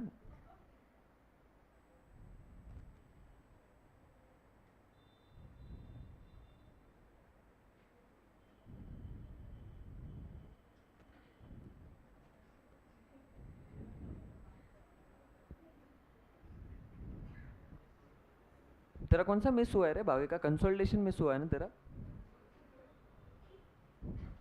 अमलगमेशन पूरा हुआ है क्या या नहीं? वो भी नहीं हुआ है पूरा।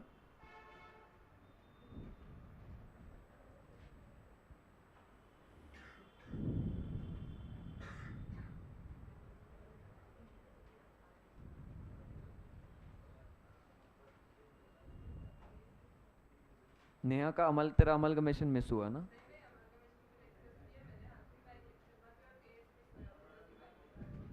अच्छा, साक्षी तेरा भी कुछ मिस हुआ ना अभी, अमलगमेशन।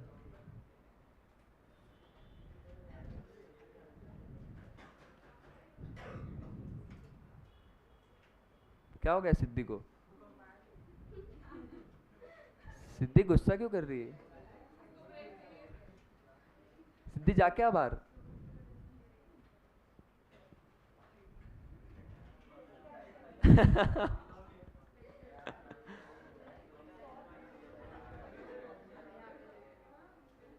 सेम आ रहा है क्या प्रॉफिट, या फर्क आ रहा है?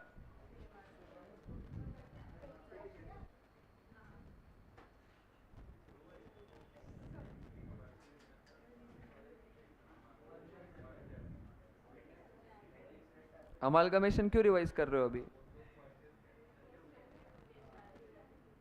ऋषि रिवाइज करवा रहा है क्या अमालगमेशन?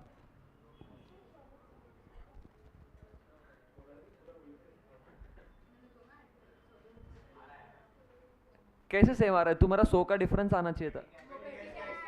डाला क्या तुमने? इतने स्मार्ट हो तुम लोग।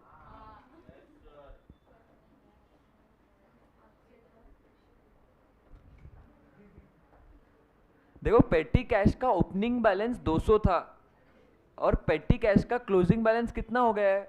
100। मतलब 100 का खर्चा हुआ है ना, तो पीएनएल में डालना मत भूलना।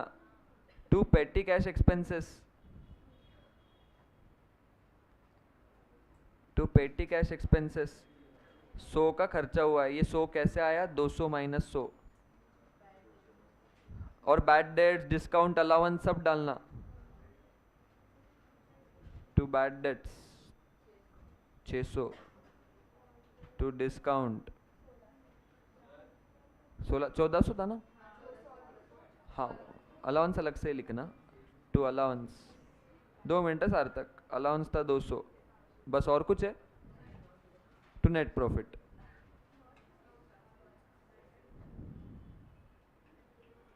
देखो नेट प्रॉफिट सेम आया। यस सार्थक बोल।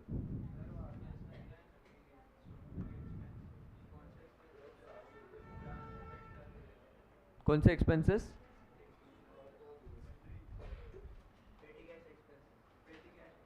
हाँ उसका क्या? हाँ ये तो नॉर्मल फाइनल अकाउंट्स मेथड है ना। अरे ये तो फाइनल अकाउंट मेथड है ना।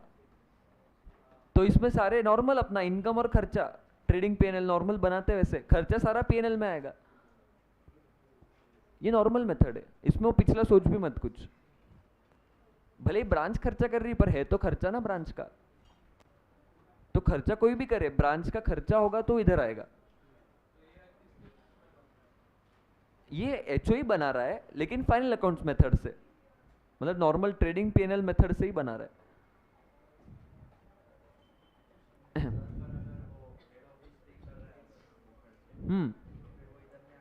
नहीं पर है तो ब्रांच का खर्चा ना। देख पे कोई भी करे, मुझे क्या निकालना है, ये ब्रांच कितना कमा रहा है, तो ब्रांच के खर्चे भले ही किसने भी पे किए हो लेने तो पड़ेंगे ना।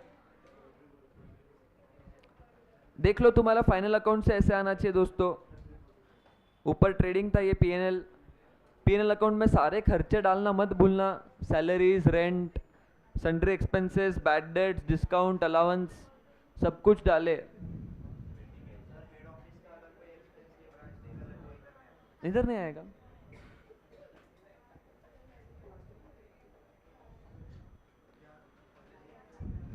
हुई गयो कि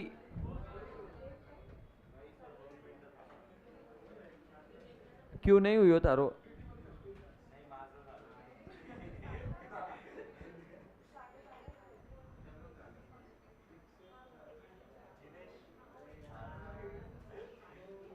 सृष्टि का एक डब्बा खुल गया।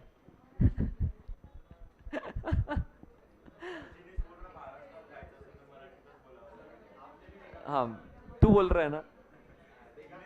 हाँ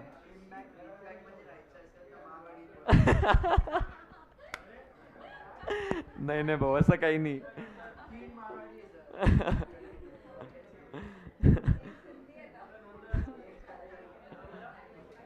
भरत सर को सिंधी में सिखाने लगाना एक दिन।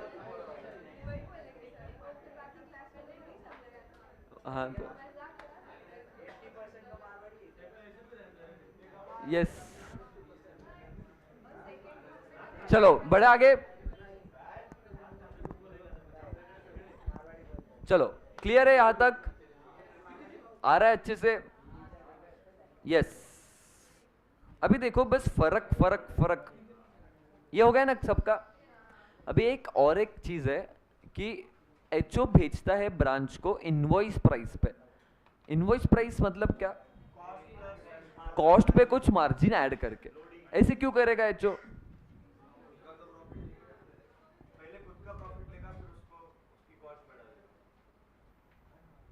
क्या? हाँ पर क्यों करेगा एचओ ऐसे?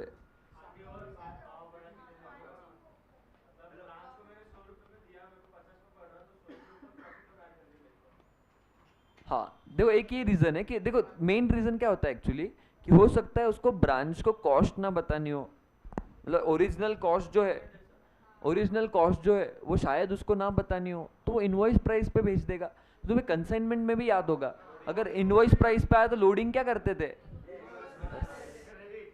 तो यहाँ पे अपन देखो जब ब्रांच अकाउंट बनाते हैं तो ब्रांच अकाउंट में यहाँ पे गुड्स सेंट लिखते हैं,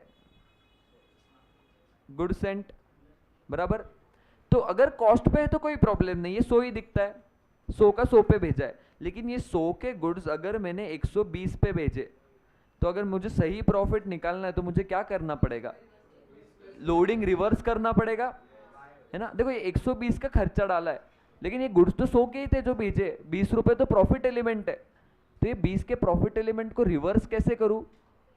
इसको क्रेडिट साइड में डालूंगा यहाँ पे, बाय गुड सेंट, फिर से यहाँ पे क्रेडिट कर दूंगा उसका लोडिंग यहाँ पे रिवर्स कर दूंगा 20 रुपए, ये एक जगह। फिर ओपनिंग स्टॉक, ये भी इनवॉइस प्राइस पे दिख रहा होगा, इसका भी लोडिंग रिवर्स।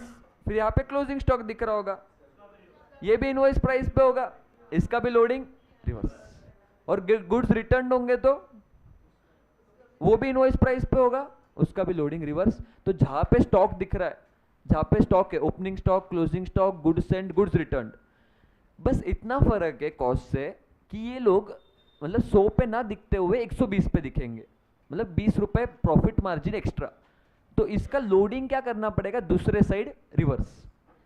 साइड रिवर्स करना पड़ेगा। क्यों? क्योंकि मुझे प्रॉफिट सही निकालना है। इसने भेजते वक्त तो 120 में भेजा था, लेकिन एक्चुअल कॉस्ट तो 100 ही है, तो इसलिए मुझे सही प्रॉफिट निकालने के लिए लोडिंग रिवर्स करना पड़ेगा।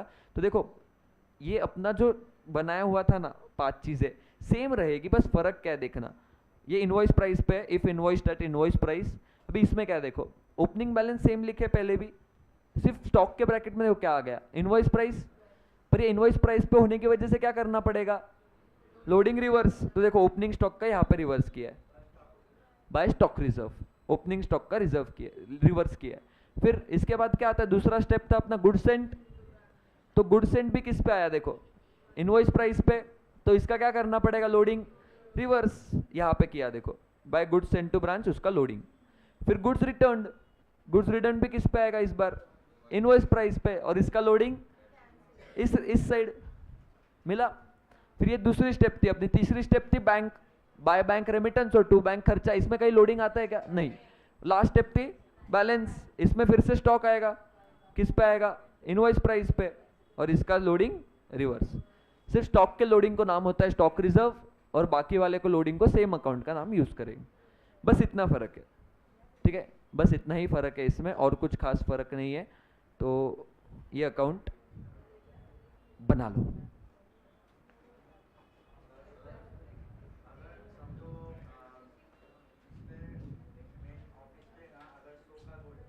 हम्म हम्म हम्म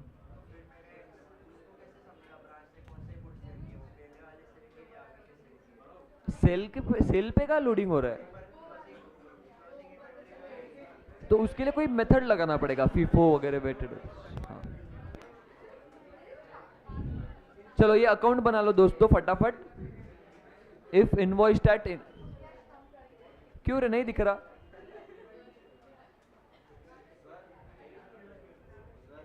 बोलो।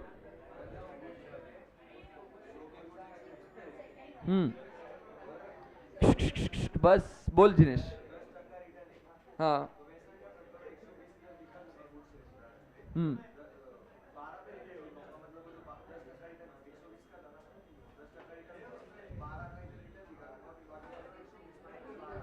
नहीं नहीं अलग अलग दिखा, नहीं नहीं अलग अलग करना पड़ेगा। हाँ। अरे क्या चल रहा है रे,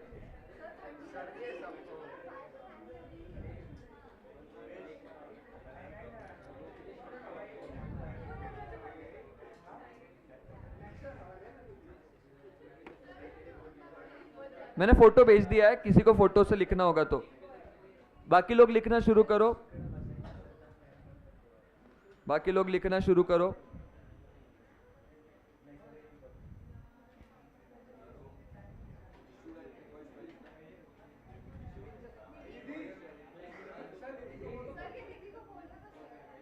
ए निधि क्या है,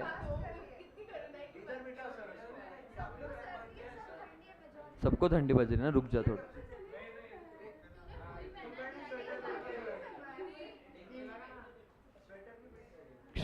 बस चलो लिखो,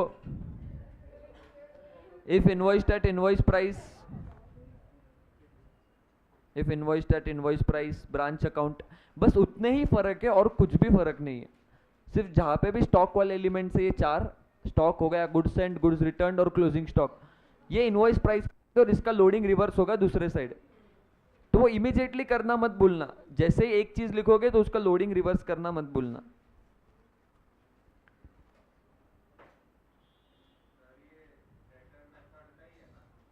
हाँ ये डेटर्स मेथड ही है ना,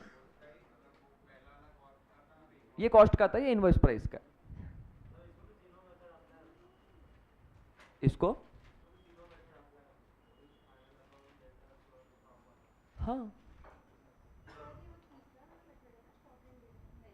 नहीं रे, ये डेटर्स मेथड ही तो है, स्टॉक एंड डेटर्स मेथड पूरा अलग है।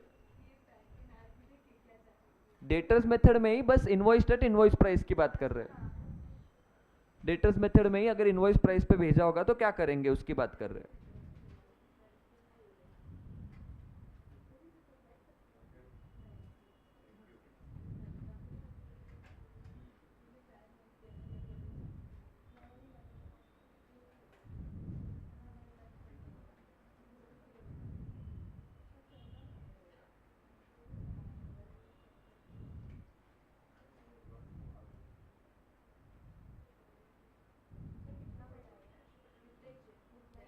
हाँ उतना ही है।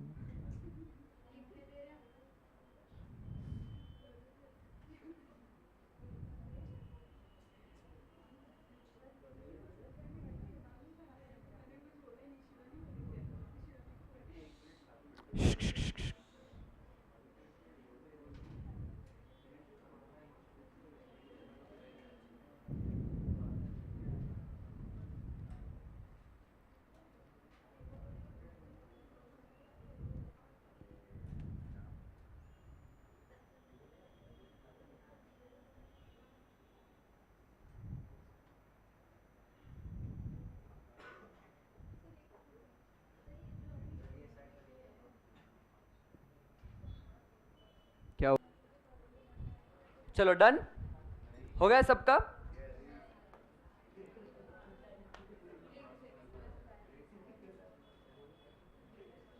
बराबर एक एक लाइन छोड़ के लिखा है ना, मैंने लिखा है वैसे, ठीक है। मतलब डिफरेंशिएट कर पाओगे तुम 5 चीजों को अलग अलग। कनिष्का कितना बोलती तू?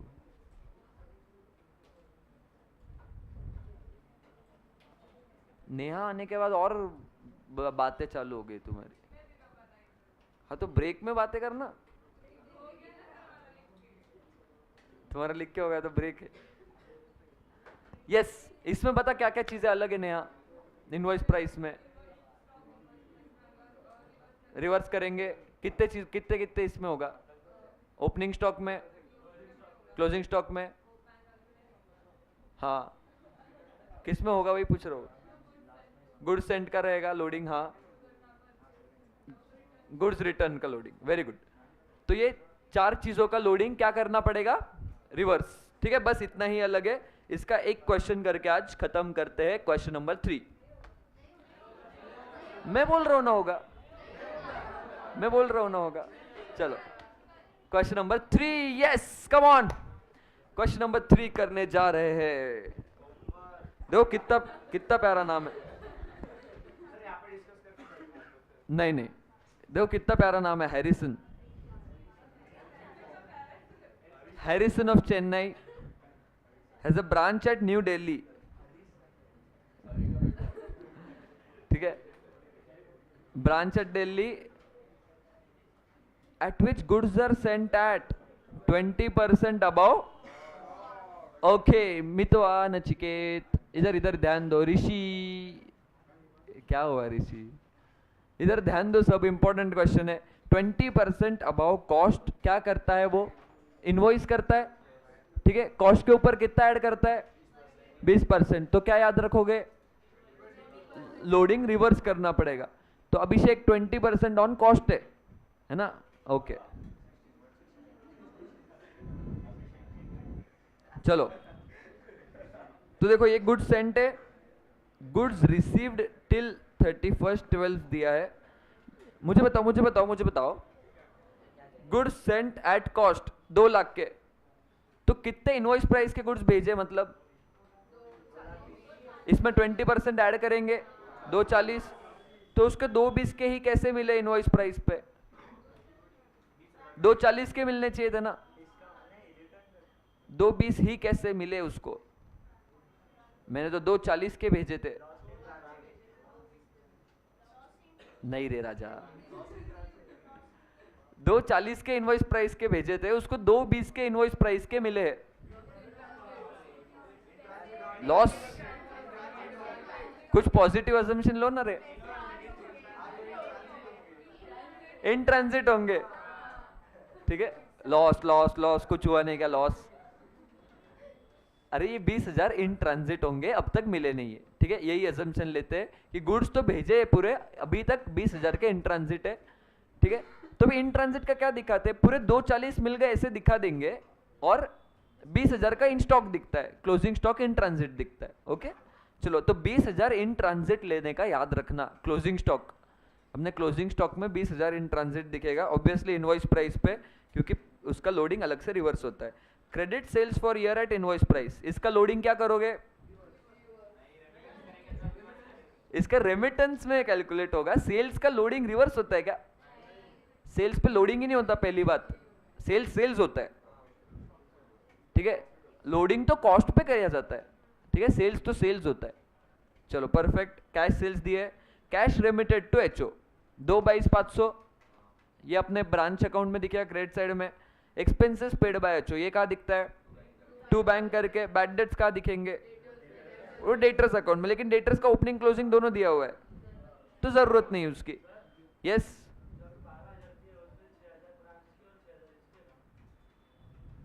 क्यों,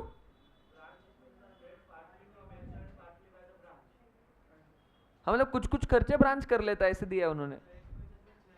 नहीं रे, ये तो सारे एचओ नहीं किए, दिया हुआ ना क्लियरली।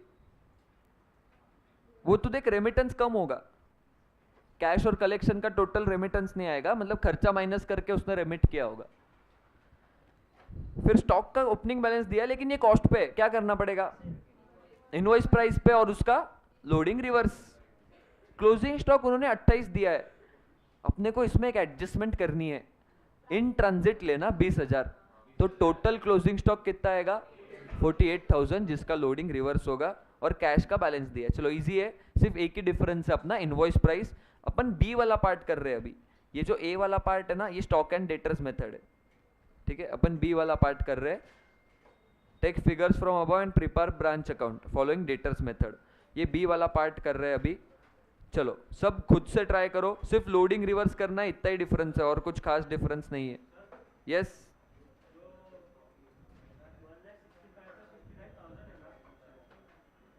हाँ हाँ हम्म तो क्रेडिट सेल वैसे भी रेमिट नहीं करते रे, कलेक्शन करते ना, कलेक्शन दिया नहीं उन्होंने, तुझे निकालना पड़ेगा, निकालना ही है तो।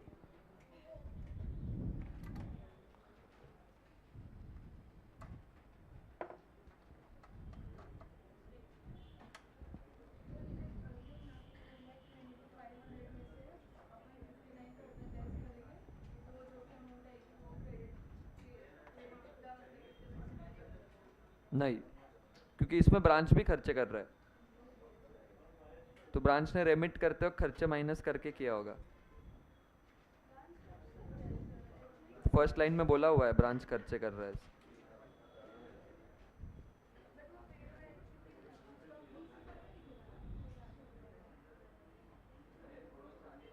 To balance brought down stock, stock को इनवॉइस प्राइस पे दिखाना है। 25,000 कॉस्ट का स्टॉक है, तो उसकी इनवॉइस प्राइस कितनी आएगी 30,000, उसकी इनवॉइस प्राइस आएगी 30,000। 25,000 में 20% ऐड कर देना, इनवॉइस प्राइस पे दिखाना है 30,000, तुरंत ही उसका लोडिंग रिवर्स कर दो बाद में भूल ना जाओ, तुरंत ही उसका लोडिंग रिवर्स कर दो बाय स्टॉक रिजर्व।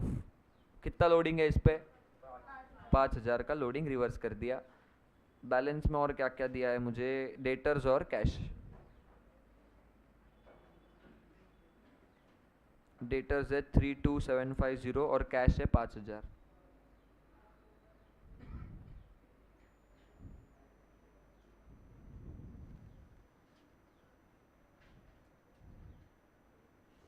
पहली स्टेप मेरी हो गई बैलेंस। दूसरी स्टेप क्या है नीलिमा, नीलिमा दूसरी स्टेप क्या है,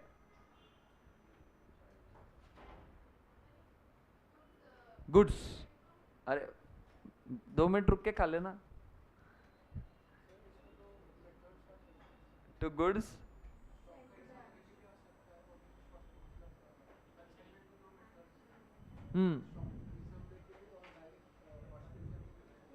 नहीं नहीं, अगर इनवॉइस प्राइस पे भेजता है तो इनवॉइस प्राइस पे ही दिखता है, बस रिवर्स करना पड़ता है उसका अलग से। नहीं, उधर भी इनवॉइस प्राइस पे भेजा तो इनवॉइस प्राइस पे ही दिखता है, बस रिवर्स करना पड़ता है। गुड्स सेंड टू ब्रांच क्या क्या, इसमें नहीं, वो क्लोजिंग स्टॉक में दिखेगा। Goods send to branch 2 lakh है, पर इसमें 20% लोडिंग ऐड करेंगे 240, तुरंत ही इसका लोडिंग रिवर्स करना मत भूलना। सेम अकाउंट का नाम यूज करना, by goods send to branch, by goods send to branch bracket में लिख देना लोडिंग, ब्रैकेट में लिख देना लोडिंग, 40,000 का लोडिंग है।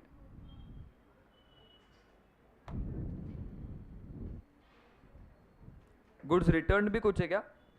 नहीं। तो अपनी दूसरी स्टेप हो गई है। फिर तीसरी स्टेप है बाय बैंक रेमिटेंस जो भी होगा, और टू बैंक जो भी एक्सपेंस। तो बाय बैंक रेमिटेंस है 222 कितना था 500, रेमिटेंस लिख दिया। और टू बैंक जो खर्चे एचओ करता है 12,000, जो खर्चे एचओ करता है ब्रांच के लिए 12,000। तीसरी स्टेप भी हो गई। अभी आखिरी स्टेप क्लोजिंग बैलेंस।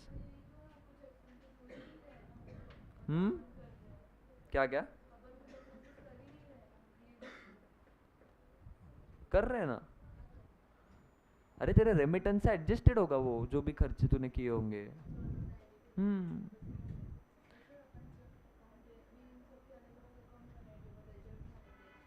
हम्म इसके लेजर्स नहीं बनते, छोटा सा है ना branch. Closing stock invoice price पे कितना आएगा? 48,000, 20 और 28 इन ट्रांजिट वाला है ये, 20,000 इन ट्रांजिट वाला है। तुम अलग अलग भी लिख सकते हो, इन ट्रांजिट 20 और बचा हुआ 28। बोल सिद्धि क्या हुआ? वो उसको क्यों पूछ रही है? पूछना मुझे। टू बैंक 12,000 तो पूछना फिर, शर्मा क्यों रही? दिया हुआ है ना इधर, एक्सपेंसेस पेड बाय एचओ। तो एचओ जो खर्चे करता है वो डेबिट साइड में आता है टू बैंक। स्टॉक रिजर्व क्या? ओपनिंग स्टॉक का लोडिंग रिवर्स किया। देख ओपनिंग स्टॉक की वैल्यू 25,000 थी ना, उसमें तूने 20% ऐड किया है तो 30 दिख रहा है। तो उसका जो लोडिंग था 5,000 वो रिवर्स किया।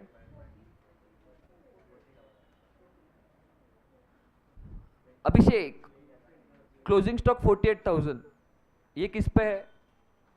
कॉस्ट पे या इनवॉइस प्राइस पे? इनवॉइस प्राइस पे। तो अभी तुझे इसका लोडिंग निकालना है, 20% ऑन कॉस्ट बोला है, तो कैसे निकालेगा लोडिंग?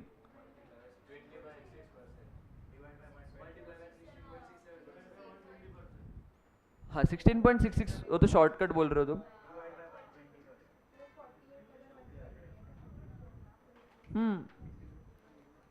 सीधा 20/120 है ना अभिषेक? 20/120।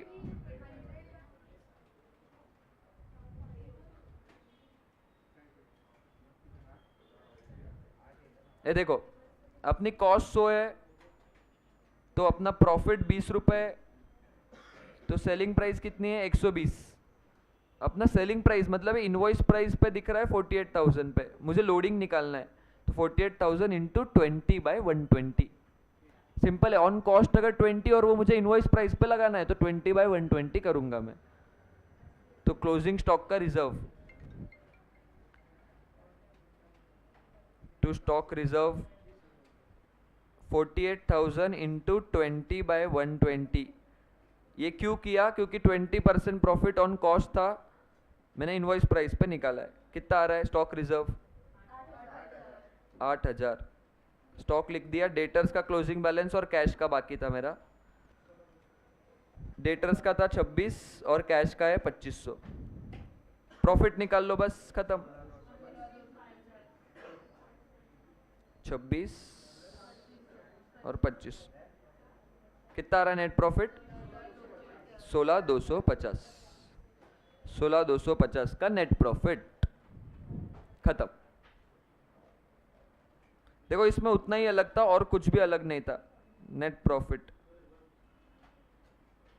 16,250। क्लोज कर देना इसको। अलग क्या था? बस लोडिंग रिवर्सल अलग था और कुछ खास अलग नहीं था दूसरा। ठीक है, तो आज यहाँ पे रुकते हैं, कल यहाँ से कंटिन्यू करेंगे। तुम्हें अमालगमेशन का एक होमवर्क रहेगा, अमालगमेशन का मैं ग्रुप पे डालता हूँ कौन सा करना है। ठीक है, अमालगमेशन का एक होमवर्क करना है। टेस्ट परसों है ना? परसों है ना? तो आज होमवर्क दे